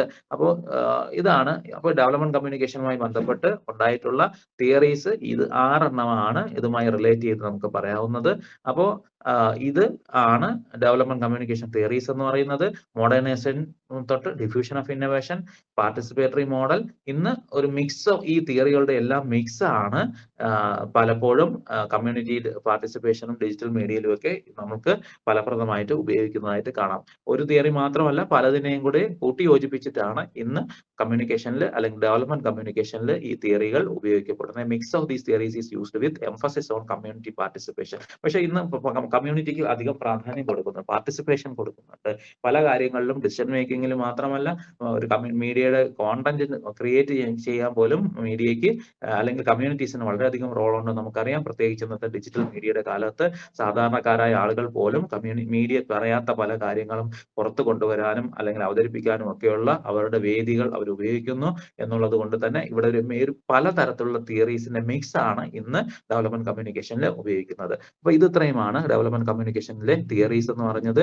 അപ്പൊ നമ്മൾ ഇന്ന് പറഞ്ഞ പ്രധാനപ്പെട്ട തിയറീസ് എന്ന് പറയുന്നത് 6 എണ്ണമാണ്. ഒന്നാമത്തത് പറഞ്ഞത് മോഡേണൈസേഷൻ തിയറിയാണ്. 1950 50-60 കാലത്ത് വന്നതാണ്. ഒരു ലീനിയർ ട്രഡീഷണൽ മോഡേൺ സൊസൈറ്റിയിലേക്കുള്ള ചേഞ്ചിനെയാണ് ഡെവലപ്മെന്റ് എന്ന് പറയുന്നത്. അതിനെ ത്വരിതപ്പെടുത്താൻ മീഡിയയ്ക്ക് പറ്റും എന്നുള്ളതാണ് ഇതിന്റെ തിയറി പറയുന്നത്. ആ തിയറിസ്റ്റ് ഡാനിയൽ ലേണർ ആയിരുന്നു. വിൽബർ ഷാം പോലുള്ള ആളുകളും റേഡിയോ, TV, ന്യൂസ് പേപ്പറും ഒരു സമൂഹത്തെ എഡ്യൂക്കേറ്റ് ചെയ്യുന്നതിനും മോഡേണൈസ് ചെയ്യുന്നതിനും ഉപയോഗിക്കാമെന്ന് പറഞ്ഞു. ഇത് വെസ്റ്റേൺ ഫോക്കസ് സെൻട്രിക് ആയിരുന്നു എന്നുള്ളതായിരുന്നു ഇതിന്റെ ഏറ്റവും വലിയ ക്രിറ്റിസം എന്ന് പറയുന്നത്. രണ്ടാമത് പറഞ്ഞ ഡിപ്പെൻഡൻസി തിയറിയാണ്. ഹെർബർട്ട് ഷില്ലറും ആണ് ഇതിന്റെ പുട്ട് ഫോർവേഡ് ചെയ്തത്. ഇത് പറഞ്ഞത് ഡെവലപ്പിംഗ് രാജ്യങ്ങൾ അണ്ടർ ഡെവലപ്ഡ് ആയിട്ട് നിൽക്കുന്നതിൽ പ്രധാനപ്പെട്ട കാരണം വെസ്റ്റേൺ നാഷൻസിനെ ഇക്കണോമിക്കലായിട്ട് ഡിപ്പെൻഡ് ചെയ്യുന്നു എന്നുള്ളതാണ്. ഇതിന് സപ്പോർട്ട് ചെയ്ത മറ്റൊരാൾ ലൂയിസ് ലമിറോ ബെൽട്രോം, ജുവാൻ ഡിയോസ് ബെർണനോവാണ്. ഇതിനെ എലൈറ്റ് ആണ് മീഡിയ സിസ്റ്റത്തെ കൺട്രോൾ ചെയ്യുന്നുള്ള ക്രിറ്റിസിസമാണ് ഇതിനുണ്ടായത്. പിന്നെ വന്നത് ഡിഫ്യൂഷൻ ഓഫ് ഇന്നോവേഷൻ തിയറിയാണ്. ഒരു ഐഡിയ എന്ന് പറയുന്നത് സമൂഹത്തിൽ പല സ്റ്റേജസ് ആയിട്ടാണ് ഇൻഫ്ലുവൻസ് ചെയ്യപ്പെടുന്നത്. ഒപ്പീനിയൻ ലീഡർ, മീഡിയ വഴിയൊക്കെ അവസാനമാണ് മൊത്തത്തിൽ ഒരു സമൂഹത്തിലേക്ക് അത് എത്തപ്പെടുന്നു എന്ന് പറഞ്ഞു. അതിന് സ്റ്റേജസ് ഒക്കെ പറഞ്ഞു. Innovators, early adopters, early majority, late majority, laggards എന്നൊക്കെ പറഞ്ഞ് അദ്ദേഹം പല ക്ലാസിഫിക്കേഷൻ കൊടുത്തിട്ടുണ്ടായിരുന്നു. പിന്നെ വന്നത് പാർട്ടിസിപ്പേറ്ററി കമ്മ്യൂണിക്കേഷൻ മോഡലാണ്. ഡെവലപ്മെന്റ് എന്ന് പറയുന്നത് സമൂഹത്തിൽ ബോട്ടം നിന്ന് അപ്പിലേക്കാണ് വരേണ്ടത് എന്ന് താഴെ നിന്ന് മുകളിലേക്കാണ് വികസനം വരേണ്ടത് എന്നുള്ള കാഴ്ചപ്പാടാണ് വന്നത്. പോളോ ഫ്രിയർ എന്ന് പറയുന്ന ഒരു കമ്മ്യൂണിക്കേഷൻ സ്കോളറാണ്. അദ്ദേഹം 1970s-ലാണ് 70-കളിലാണ് ഇത് വന്നത്. ഇത് അതിനെ സപ്പോർട്ട് ചെയ്തത് റോബർട്ട് വൈറ്റ് ജെയിംസ് റീസ് എന്ന് പറയുന്ന 2 കമ്മ്യൂണിക്കേഷൻ സ്കോളേഴ്സ് കൂടി ഇതിനെ സപ്പോർട്ട് ചെയ്തു. They promoted two way communication and local ownership of media. അപ്പൊ അവർ പറഞ്ഞത് കമ്മ്യൂണിക്കേഷൻ എന്ന് പറയുന്നത് 2 വേ ആയിരിക്കണം, അതുപോലെ മീഡിയയുടെ ഉടമസ്ഥാവകാശം ലോക്കൽ ആയിട്ടായിരിക്കണം എന്നുള്ളതൊക്കെ ആയിരുന്നു ഇതിൽ പറഞ്ഞത്. അഞ്ചാമത്തെ സോഷ്യൽ മാർക്കറ്റിംഗ് തിയറി എന്ന് പറഞ്ഞാൽ മാർക്കറ്റിംഗ് പ്രിൻസിപ്പിൾസിനെ ബോറോ ചെയ്തിട്ട് വേണം ഒരു പോസിറ്റീവ് ബിഹേവിയർ പ്രൊമോട്ട് ചെയ്യേണ്ടത് എന്നുള്ള കാഴ്ചപ്പാടായിരുന്നു. ഫിലിപ്പ് കോട്ട്ലർ ആണ് ഈ തിയറി കൊണ്ടുവന്നത്. അതായത് ഒരു സോഷ്യൽ മാർക്കറ്റിംഗ് ആണ് സ്റ്റെപ്പ് എന്ന് പറഞ്ഞാൽ ആദ്യം ആ പ്രശ്നം ഐഡന്റിഫൈ ചെയ്യുക, ഒരു ഡെവലപ്മെന്റ് കമ്മ്യൂണിക്കേഷൻ സ്ട്രാറ്റജി ഡെവലപ്പ് ചെയ്യുക, എന്നിട്ട് മാധ്യമങ്ങളെ ഉപയോഗിച്ച് ബിഹേവിയർ ചേഞ്ച് കൊണ്ടുവരിക എന്നുള്ളതായിരുന്നു ഇത് പറഞ്ഞത്. 6ാമത്തെ തിയറിയാണ് അജണ്ട സെറ്റിംഗ് എന്ന് പറയുന്നത്. മാക്കോം ആൻഡ് ഷാ എന്ന് പറയുന്ന 2 പേർ ചേർന്നിട്ട് 1972 കൊണ്ടതാണ്. ജനങ്ങൾ എന്ത് ചിന്തിക്കണമെന്ന് തീരുമാനിക്കാൻ അല്ലെങ്കിൽ ചില കാര്യങ്ങൾ ഹൈലൈറ്റ് ചെയ്തു അതിന് മാത്രം പ്രാധാന്യം കൊടുത്തുകൊണ്ട് നൽകുന്ന ഒരു അജണ്ട സെറ്റ് ചെയ്യാൻ മീഡിയയ്ക്ക് കഴിയും എന്ന് പറഞ്ഞതാണ് അജണ്ട സെറ്റിംഗ് തിയറി എന്ന് പറയുന്നത്. അതായത് ഈ സമൂഹം എന്ത് ചർച്ച ചെയ്യണമെന്ന് തീരുമാനിക്കാനുള്ള കഴിവ് മാധ്യമങ്ങൾക്കുണ്ട് എന്നുള്ളതാണ് ഇത് പറയുന്നത്. അപ്പോൾ മീഡിയ ഒരു ക്ലൈമറ്റ് ചേഞ്ചോ ഇൻഫ്ലുവൻസ് അങ്ങനെ ഒരു സാധ്യത മീഡിയ എടുത്ത് ഹൈലൈറ്റ് ചെയ്യുമ്പോൾ അത് ഗവൺമെന്റിന്റെ പോളിസീസിലും പബ്ലിക് ആക്ഷനിലും ഒക്കെ അതിനെ സ്വാധീനിക്കാൻ കഴിയും എന്നുള്ളതാണ് ഈ ഒരു തിയറി പറഞ്ഞത്. ഇത്രയുമാണ് ഡെവലപ്മെന്റ് കമ്മ്യൂണിക്കേഷനുമായി ബന്ധപ്പെട്ടുള്ള തിയറീസ് എന്ന് പറയുന്നത്. അതൊരു ടോപ്പ് ഡൗൺ അപ്രോച്ചസ് ആണ്. മോഡേണൈസേഷൻ, ഡിഫ്യൂഷൻ ഓഫ് ഇന്നോവേഷൻ ഇങ്ങനെ പറയുന്ന ഇതൊക്കെ മിക്സ് ഓഫ് ദീസ് തിയറീസ് ആണ് ഇന്ന് ഉപയോഗിക്കുന്നതെന്ന് മനസ്സിലാക്കുക. ഇനി അടുത്ത് പറയാൻ പോകുന്നത് ട്രെൻഡ്സ് ആണ്. ഡെവലപ്മെന്റ് കമ്മ്യൂണിക്കേഷനിലെ ചില ട്രെൻഡുകൾ എന്തൊക്കെയാണെന്ന് നോക്കാം. അപ്പോൾ ഡെവലപ്മെന്റ് കമ്മ്യൂണിക്കേഷൻ നമുക്ക് ഞാൻ നേരത്തെ പറഞ്ഞതുപോലെ 50-കൾ മുതൽ 1950-കൾക്ക് ശേഷം വന്ന ഒരു കാഴ്ചപ്പാടാണ്. അതിപ്പോഴും പല മാറ്റങ്ങളിലൂടെ വന്നുകൊണ്ടിരിക്കുന്നു. ഇപ്പോൾ പക്ഷേ ന്യൂ ടെക്നോളജീസ് ഒക്കെ വന്നപ്പോഴത്തേക്കും അതിനെ ഇന്റഗ്രേറ്റ് ചെയ്യുകയും പുതിയ പാർട്ടിസിപ്പേറ്ററി അപ്രോച്ചസ് സ്വീകരിക്കുകയും ചെയ്യുന്നതായിട്ട് നമുക്ക് കാണാൻ പറ്റും. അത് പ്രത്യേകിച്ച് ഡിജിറ്റൽ ആൻഡ് സോഷ്യൽ മീഡിയയുടെ ഡെവലപ്മെന്റ് ഇതിനെ വളരെയധികം ത്വരിതപ്പെടുത്തി ഡെവലപ്മെന്റ് കമ്മ്യൂണിക്കേഷന്റെ വേഗത കൂട്ടിയ ഒന്നാണെന്ന് പറയാം. അതിൽ മൊബൈൽ ടെക്നോളജി ഒരു പ്രധാനപ്പെട്ട കാര്യമാണ്. സ്മാർട്ട് ഫോൺ ഒക്കെ വന്നതോടുകൂടി ലേണിംഗ്, ഹെൽത്ത്, ഫിനാൻഷ്യൽ ഇൻക്ലൂഷൻ ഒക്കെ ഉണ്ടായി. അത് ആളുകൾക്ക് വളരെയധികം ഈ ഡെവലപ്മെന്റിനെ ത്വരിതപ്പെടുത്തിയ ഒന്നായിട്ട് നമുക്ക് പറയാം. മൊബൈൽ ടെക്നോളജിയുടെ വളർച്ച എന്ന് പറയുന്നത് സ്മാർട്ട് ഫോണുകളും ലേണിംഗ് പ്ലാറ്റ്ഫോമുകളും വന്നു. ഹെൽത്ത് ഇപ്പോൾ നമുക്കറിയാം, ഡോക്ടറെ അടുത്ത് പോവാതെ തന്നെ വേണമെങ്കിൽ നമുക്ക് വീട്ടിൽ നിന്ന് ഓൺലൈനായിട്ട് ഇത് ചെയ്യാം. ഡെവലപ്മെന്റ് അല്ലെങ്കിൽ ഈ ഹെൽത്തുമായി ബന്ധപ്പെട്ടുള്ള കാര്യങ്ങൾ നമുക്ക് ചെയ്യാൻ പറ്റും. ഫിനാൻഷ്യലുമായിട്ട് പല കാര്യങ്ങൾ ചെയ്യാൻ പറ്റും. ഇതൊക്കെ ഡെവലപ്മെന്റിനെ ത്വരിതപ്പെടുത്തിയ ഒന്നായിട്ടാണ് കണക്കാക്കുന്നത്. പിന്നെ വന്നത് സോഷ്യൽ മീഡിയ ആക്ടിവിസമാണ്. നമുക്കറിയാം, ഡെവലപ്മെന്റ് ഇഷ്യൂസ് ആംപ്ലിഫൈ ചെയ്യാനും ഗ്ലോബൽ സപ്പോർട്ട് മൊബിലൈസ് ചെയ്യാനും സോഷ്യൽ മീഡിയ പ്ലാറ്റ്ഫോമുകൾ വഴി ഒരു പ്രശ്നം സമൂഹത്തിന്റെ മുന്നിൽ കൊണ്ടുവരാനും അതിലേക്ക് ജനങ്ങളുടെ അല്ലെങ്കിൽ ലോകത്തിന്റെ പിന്തുണ കൊണ്ടുവരാനും സോഷ്യൽ മീഡിയ ഉപയോഗിക്കുന്നു. അതിനെ സോഷ്യൽ മീഡിയ ആക്ടിവിസം എന്ന് പറയുന്നു. നമുക്കറിയാം, പ്ലാറ്റ്ഫോംസ് ട്വിറ്റർ ആയാലും ഫേസ്ബുക്ക് ആയാലും അല്ലെങ്കിൽ ഏതെങ്കിലും തരത്തിലുള്ള പ്ലാറ്റ്ഫോം പ്ലാറ്റ്ഫോമുകൾ കൂടി ഒരു ഡെവലപ്പിംഗ് ഇഷ്യൂസിനെ പുറത്തു കൊണ്ടുവരികയും അതിനെ ആംപ്ലിഫൈ ചെയ്യുകയും അതിന് കൂടുതൽ ഇമ്പോർട്ടൻസ് ഉണ്ടാക്കുക അല്ലെങ്കിൽ പ്രചാരം കൊടുക്കുകയും ഗ്ലോബൽ സപ്പോർട്ട് മൊബിലൈസ് ചെയ്യാനും പറ്റും എന്നുള്ളതാണ്. അതുപോലെ തന്നെ ഇന്ന് ആർട്ടിഫിഷ്യൽ ഇന്റലിജൻസ് AI ചാറ്റ് ബോട്ടുകളൊക്കെ നമുക്ക് അറിയാം. AI ഡ്രിവൺ ടൂൾസ് ഹെൽത്ത് കെയറിലായാലും എഡ്യൂക്കേഷനിലായാലും ഗവേണൻസിനൊക്കെ നമുക്ക് അറിയിക്കുന്നു. അതായത് ഉദാഹരണം പറയുകയാണെങ്കിൽ ചില രാജ്യങ്ങൾക്ക് AI ചാറ്റ് ബോട്ട് ഉപയോഗിച്ചിട്ടാണ് അഗ്രികൾച്ചർ അഡ്വൈസ് കൊടുക്കുന്നത്. ഫാമേഴ്സിന് ആവശ്യമായ കൃഷിയുമായി ബന്ധപ്പെട്ടുള്ള ഉപദേശങ്ങളൊക്കെ ജനങ്ങളിലെത്തിക്കാൻ ഇന്ന് AI ആയിട്ടുള്ള ചാറ്റ് ബോട്ടുകൾ ഉപയോഗിക്കുന്നു. നമുക്കറിയാം പല ആപ്പുകളൊക്കെ ഉപയോഗിക്കുമ്പോൾ അല്ലെങ്കിൽ ഏതെങ്കിലുമൊക്കെ ഫിനാൻഷ്യൽ ആയിട്ടുള്ള കാര്യങ്ങളായാലും ഗവൺമെന്റിന്റെ ഇതിലൊക്കെ ആയിട്ടും നമ്മളെ സപ്പോർട്ട് ചെയ്യുന്ന ചാറ്റ് ബോട്ടുകൾ AI ആയിട്ട് റിലേറ്റ് ചെയ്ത ചാറ്റ് ബോട്ടുകളുണ്ട്. നമുക്ക് എന്തെങ്കിലും ഡൗട്ട്സ് ഉണ്ടെങ്കിൽ ആ ചാറ്റ് ബോട്ടുകൾ നമുക്ക് ആ സംശയങ്ങൾ നിവാരണം ചെയ്തു തരുന്നതായിട്ട് നമുക്ക് കാണാം. അപ്പൊ ആർട്ടിഫിഷ്യൽ ഇന്റലിജൻസ് പോലുള്ള കാര്യങ്ങൾ ഇന്ന് ഡെവലപ്മെന്റ് വേണ്ടിയിട്ട് ഉപയോഗിക്കുന്നു. ഇതിന് ഏറ്റവും നല്ല ഉദാഹരണം പറഞ്ഞു ഈ ആർട്ടിഫിഷ്യൽ ഉപയോഗിക്കുന്നതിന് ഏറ്റവും നല്ല ഉദാഹരണം എന്ന് വെച്ചാൽ കെനിയയില് എംഫാം ആപ്പ് എന്ന് പറഞ്ഞിട്ട് ഒരു ആപ്പ് ഡെവലപ്പ് ചെയ്തിട്ടുണ്ട്. അത് എന്തിനാന്ന് വെച്ച് കഴിഞ്ഞാല് ഈ റിയൽ ടൈം ആയിട്ട് മാർക്കറ്റ് പ്രൈസ് ഉണ്ടല്ലോ, ഈ അവർ ഉൽപ്പാദിപ്പിക്കുന്ന വിളകളുടെ വിലയൊക്കെ കൃത്യമായി അവർക്ക് അറിയാൻ വേണ്ടിയിട്ട് അത് സഹായിക്കുന്ന ഒരു ആപ്പ് എംഫാം ആപ്പ് എന്ന് പറഞ്ഞിട്ട് ഒരു ആപ്പ് ഡെവലപ്പ് ചെയ്തിട്ടുണ്ട്. അപ്പൊ അതിനകത്ത് അവർക്ക് get the real time market prices and അതുവഴി എന്താണ് can reduce the exploitation by middlemen. ഈ ഇടയിൽ നിന്ന് ആളുകളെ ഇവരെ ചൂഷണം ചെയ്യുന്ന ഇതൊഴിച്ച് ഇവർക്ക് യഥാർത്ഥ വില കിട്ടാതെ ഈ ഇടനിലക്കാര് കൊള്ളലാഭം ഉണ്ടാക്കുന്നതൊക്കെ ഒഴിവാക്കുന്നതിന് വേണ്ടിയിട്ട് ഡെവലപ്പ് ചെയ്തതാണ്. അത് പല രാജ്യങ്ങളും ഇങ്ങനെയുള്ള ആഫ്രിക്കൻ രാജ്യങ്ങളിലൊക്കെ ഇത്തരത്തിലുള്ള ആപ്പുകളൊക്കെ ഉപയോഗിക്കുന്നുണ്ട്. നമ്മുടെ സംസ്ഥാനങ്ങളിലും നമ്മുടെ രാജ്യത്തും ഒക്കെ ഇത്തരത്തിൽ പലതരത്തിലുള്ള ഡെവലപ്മെന്റ്സ് നമുക്ക് ഉണ്ടായിട്ട് കാണാൻ പറ്റും. ഇനി ഏറ്റവും വലിയൊരു മറ്റൊരു മാറ്റം എന്ന് പറയുന്നത് കമ്മ്യൂണിറ്റി ബേസ്ഡ് കമ്മ്യൂണിക്കേഷൻ, പാർട്ടിസിപ്പേറ്ററി ആയിട്ട് വന്നു top down to bottom up approaches ആണ് ഇന്ന് നമ്മൾ നേരത്തെ ടോപ്പ് ടു ഡൗണിലേക്ക്, അതായത് മേലിൽ നിന്ന് പദ്ധതികൾ നടപ്പിലാക്കേണ്ടവരും അത് താഴെത്തട്ടിലേക്ക് നടപ്പിലാക്കും. ഇന്ന് തിരിച്ച് താഴെ തട്ടിൽ നിന്ന് തീരുമാനിച്ച് മേലിലേക്ക് പോകുന്ന അപ്രോച്ചസ് ആണ് കൂടുതലും ഉപയോഗിക്കുന്നത്. അത് emphasize local storytelling, community radio station, citizen journalism പോലുള്ള കാഴ്ചപ്പാടുകൾക്ക് വളരെയധികം പ്രാധാന്യം വന്നതായിട്ട് നമുക്ക് കാണാം. അതായത് ഗ്രാസ് റൂട്ട് എൻഗേജ്മെന്റ് ആണ് നമുക്ക് എന്താണ് മെസ്സേജസ് കൾച്ചറലി റെലവന്റും പീപ്പിൾ ഡ്രിവണും ആണെന്ന് ഉറപ്പുവരുത്താൻ താഴെ തട്ടിൽ നിന്നുണ്ടാക്കുന്ന അതിന് പറ്റും എന്നുള്ളതാണ് ഇതിന്റെ. അതായത് പ്രാദേശികമായ ആളുകളെ കൂടി പങ്കെടുപ്പിച്ചിട്ട് കൊണ്ടായിരിക്കുന്ന ഡെവലപ്മെന്റ് സ്റ്റാർട്ട് ചെയ്യേണ്ടത്. അതിൽ നിന്ന് മേളിലേക്കാണ് ഡെവലപ്മെന്റ് വരേണ്ടത് എന്നുള്ളതാണ് ഇപ്പോഴത്തെ ഏറ്റവും വലിയ ട്രെൻഡ് ആയിട്ട് നമുക്ക് പറയാം. അപ്പൊ ഗ്രാസ് റൂട്ട് എൻഗേജ്മെന്റ് വരുന്നുണ്ട്. It insure messages R culturally relevant people driven ആണെന്ന് പറയാവുന്നത്. ഇതിന് ഏറ്റവും നല്ല ഉദാഹരണം എന്ന് പറയുന്നത് ഈ നേപ്പാൾ അറിയാം, നമ്മുടെ തൊട്ട് അടുത്ത രാജ്യമാണ്. അവിടെ ഏറ്റവും വലിയൊരു പ്രശ്നമാണ് ഈ ഡിസാസ്റ്ററുകൾ, കൂടെ ഭൂകമ്പം പോലുള്ള കാര്യങ്ങളൊക്കെ ഉണ്ടാവും. അപ്പോ അത് ഓവർകം ചെയ്യാൻ വേണ്ടിയിട്ട് നേപ്പാളിൽ ഉപയോഗിക്കുന്ന കമ്മ്യൂണിറ്റി റേഡിയോ സ്റ്റേഷൻസ് ആണ്. അത് ആക്യുറേറ്റ് ആയിട്ടുള്ള ഡിസാസ്റ്റർ പ്രിപ്പയർനെസ് ഇൻഫോർമേഷൻ കൃത്യമായി ഓരോ പ്രദേശത്തുള്ള ആളുകൾക്ക് അതിന്റെ എങ്ങനെ ഒരു തയ്യാറെടുപ്പുകൾ നടത്താം, അല്ലെങ്കിൽ കൂടെ ഉണ്ടാകുന്ന സമയത്ത് കൃത്യമായ മുന്നറിയിപ്പുകൾ നൽകാനും ആളുകളെ അതിൽ ഭാഗവാക്കാക്കാനും അല്ലെങ്കിൽ ആളുകളെ ബോധവൽക്കരിക്കാനും ഒക്കെ ഇത്തരത്തിലുള്ള ഇത് ഉപയോഗിക്കുന്നുണ്ട്. പിന്നെ ഇന്നത്തെ മറ്റൊന്നാണ് ഡേറ്റ ഡ്രിവൺ കമ്മ്യൂണിക്കേഷൻ ആണ്, മിസ് ഇൻഫർമേഷൻ മാനേജർ. അതായത് ബിഗ് ഡേറ്റ അനാലിസിസ് ഉണ്ട്. ഗവൺമെന്റ് എൻജിഒസും ഇത് ചെയ്യുന്നു. പോളിസീസ് ഇൻസൈറ്റ് ചെയ്യുന്നതിന് വേണ്ടിയിട്ട് സോഷ്യൽ ബിഹേവിയർ ട്രെൻഡ്സ് ഒക്കെ പഠിക്കും. പല ഡേറ്റകളും അനലൈസ് ചെയ്തിട്ടാണ് പുതിയ കാര്യങ്ങൾ തീരുമാനിക്കുന്നത്. അതിന് വേണ്ടിയിട്ട് ഇന്നത്തെ സാങ്കേതിക വിദ്യകളുണ്ട്. ഡേറ്റ അനലൈസ് ചെയ്യാനും എത്ര വലിയ വിവരങ്ങളായാലും അത് അനാലിസിസ് ചെയ്യാനും ഗവൺമെന്റിനായാലും എൻജിഒസിനായാലും അപ്പൊ പോളിസി മേക്കിങ്ങിലൊക്കെ ഇത്തരത്തിലുള്ള അതായത് ആളുകളുടെ സോഷ്യൽ ബിഹേവിയർ ഇന്ന് കൃത്യമായി മനസ്സിലാക്കിയെടുക്കാനുള്ള രീതികൾ അല്ലെങ്കിൽ ടെക്നോളജി ഇന്ന് ഡെവലപ്പ് ചെയ്തിട്ടുണ്ട്. അപ്പൊ ബിഗ് ഡേറ്റ ആയാലും അനാലിറ്റിക്സ് ആയാലും ഒക്കെ ഇന്ന് ഈ ഓരോ ഡിസിഷൻ മേക്കിങ്ങിലും ഒക്കെ വളരെയധികം സ്വാധീനം ഉണ്ടാക്കാൻ പറ്റുന്നതാണ്. അതുപോലെ തന്നെ ഏറ്റവും വലിയൊരു പ്രശ്നമാണ് സോഷ്യൽ മീഡിയ കടന്നു വന്നപ്പോഴത്തേക്കും മിസ് ഇൻഫർമേഷൻ പോലുള്ള കാര്യങ്ങൾ പറഞ്ഞു. പക്ഷെ അത് ചെക്ക് ചെയ്യാനുള്ള ഫാക്ട് ചെക്കിംഗ് ആയിട്ടുള്ള പല കൺട്രോൾസും ഇന്ന് നമുക്ക് ഉണ്ട്. ഇത് ശരിയോ തെറ്റോ ആണെന്നൊക്കെ നമുക്ക് പലപ്പോഴും ചെക്ക് ചെയ്ത് നോക്കാനുള്ള അവസരങ്ങളുണ്ട്.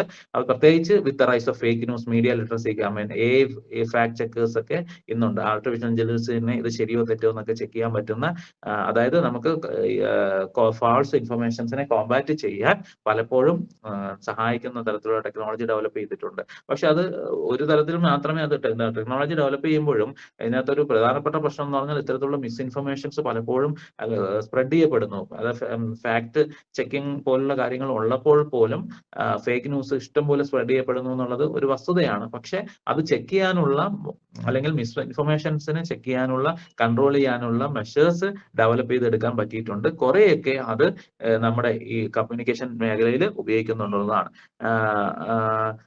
അത് ഒക്കെ ഇതിന് ഉദാഹരണമാണ്. പിന്നെയുള്ളത് ഗെയിമുകൾ വന്നു, ഇന്ററാക്റ്റീവ് മീഡിയ വന്നു. അതായത് എഡ്യൂക്കേഷനും ഡിസാസ്റ്റർ പ്രിപ്പയർഡും ബിഹേവിയർ ചേഞ്ചസും ഒക്കെ സീരിയസ് ആയിട്ടുള്ള ഗെയിംസ് എന്ത് ചെയ്തു, ഉണ്ടാക്കിയെടുത്തു. അത് ഉപയോഗിച്ച് അല്ലെങ്കിൽ ഓഗ്മെന്റഡ് റിയാലിറ്റി, AR, VR എന്നൊക്കെ പറയുന്ന ഇമേഴ്സീവ് സ്റ്റോറി ടെല്ലിംഗ് ഒക്കെ ഇന്ന് ഉപയോഗിച്ചിട്ട് ക്യാമ്പയിൻസ് ഉപയോഗിക്കുന്ന ആളുകളെ എൻഗേജ് ചെയ്യിക്കാൻ അല്ലെങ്കിൽ അട്രാക്ട് ചെയ്യാൻ ഇത്തരത്തിലുള്ള ഇന്ററാക്റ്റീവ് മീഡിയ ഒക്കെ ഉപയോഗിക്കുന്ന ഗെയിംസ്, സീരിയസ് ഗെയിംസ് ഒക്കെ ഉപയോഗിക്കുന്നു എന്നാണ് പറഞ്ഞത്. സിമുലേഷൻസ് ഒക്കെ, അത് എഡ്യൂക്കേഷന് വേണ്ടിയിട്ടും ഡിസാസ്റ്റർ പ്രിപ്പയർഡ്നെസിനും ബിഹേവിയർ ചേഞ്ചസിനും ഒക്കെ ഈ ഗെയിമിലൂടെ ആളുകൾക്ക് മെസ്സേജ് കൊടുക്കുക. അല്ലെങ്കിൽ augmented reality, AR, VR, virtual reality എന്നൊക്കെ പറയുന്ന ആധുനിക ടെക്നോളജി ഉപയോഗിച്ചിട്ട് ഇന്ററാക്റ്റീവ് ആയിട്ട് ഒരു സ്റ്റോറി ടെല്ലിങ്ങിന് ഉപയോഗിക്കുക എന്നുള്ള, അത് ക്യാമ്പയിൻസിനൊക്കെ ഉപയോഗിക്കുന്നു എന്നുള്ളതാണ് ഇത് പറയുന്നത്.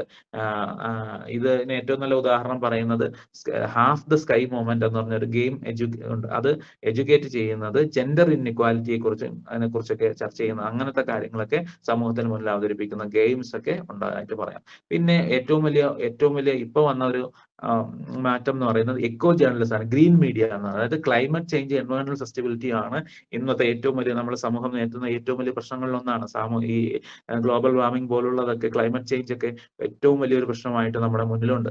അപ്പൊ അത്തരത്തിലുള്ള കാര്യങ്ങൾ ഇന്ന് മീഡിയ അഡ്രസ് ചെയ്യുന്നുള്ളതാണ് ഏറ്റവും വലിയൊരു മാറ്റം. ഇപ്പോഴത്തെ ഏറ്റവും വലിയ ട്രെൻഡ് എന്ന് പറയുന്നത് ക്ലൈമറ്റ് കമ്മ്യൂണിക്കേഷൻ എന്നാണ് അതിന് ഈ ഇത്തരത്തിലുള്ള ഇതിന് കൊടുത്തിരിക്കുന്ന പേര്.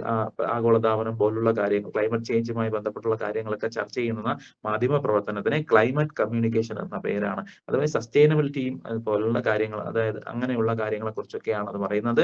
ഗ്രീൻ മീഡിയ എന്നൊക്കെയും reporting on climate change and എൻവയോൺമെന്റൽ സസ്റ്റൈനബിലിറ്റി എന്നാണ് പറയുന്നത്. പിന്നെ വരുന്നത് എക്കോ ഫ്രണ്ട്ലി ആയിട്ടുള്ള ലൈഫ് സ്റ്റൈൽസിനെ പ്രൊമോട്ട് ചെയ്യാൻ മീഡിയ ഉപയോഗിക്കുന്ന ബിഹേവിയർ ചേഞ്ച് ക്യാമ്പയിൻസ് ഒക്കെ, അതായത് പ്ലാസ്റ്റിക് ഉപേക്ഷിക്കുക, അതുപോലെ തന്നെ CFL, ഈ ഗ്ലോബൽ വാർമിംഗ് കുറയ്ക്കുന്നതിന് വേണ്ടിയിട്ട് ഉള്ള ലൈറ്റിംഗിലേക്ക് മാറ്റം വരുത്തുക, അല്ലെങ്കിൽ അങ്ങനെയുള്ള കാര്യങ്ങളൊക്കെ ചർച്ച ചെയ്യുന്നതാണ് ബിഹേവിയർ ചേഞ്ച് ക്യാമ്പയിൻ എന്ന് പറയുന്നത്. ഇക്കോ ഫ്രണ്ട്ലി ലൈഫ് സ്റ്റൈൽസിനെ പ്രൊമോട്ട് ചെയ്യുന്ന മീഡിയ ക്യാമ്പയിൻസ് ഇന്ന് വരുന്നുണ്ട്.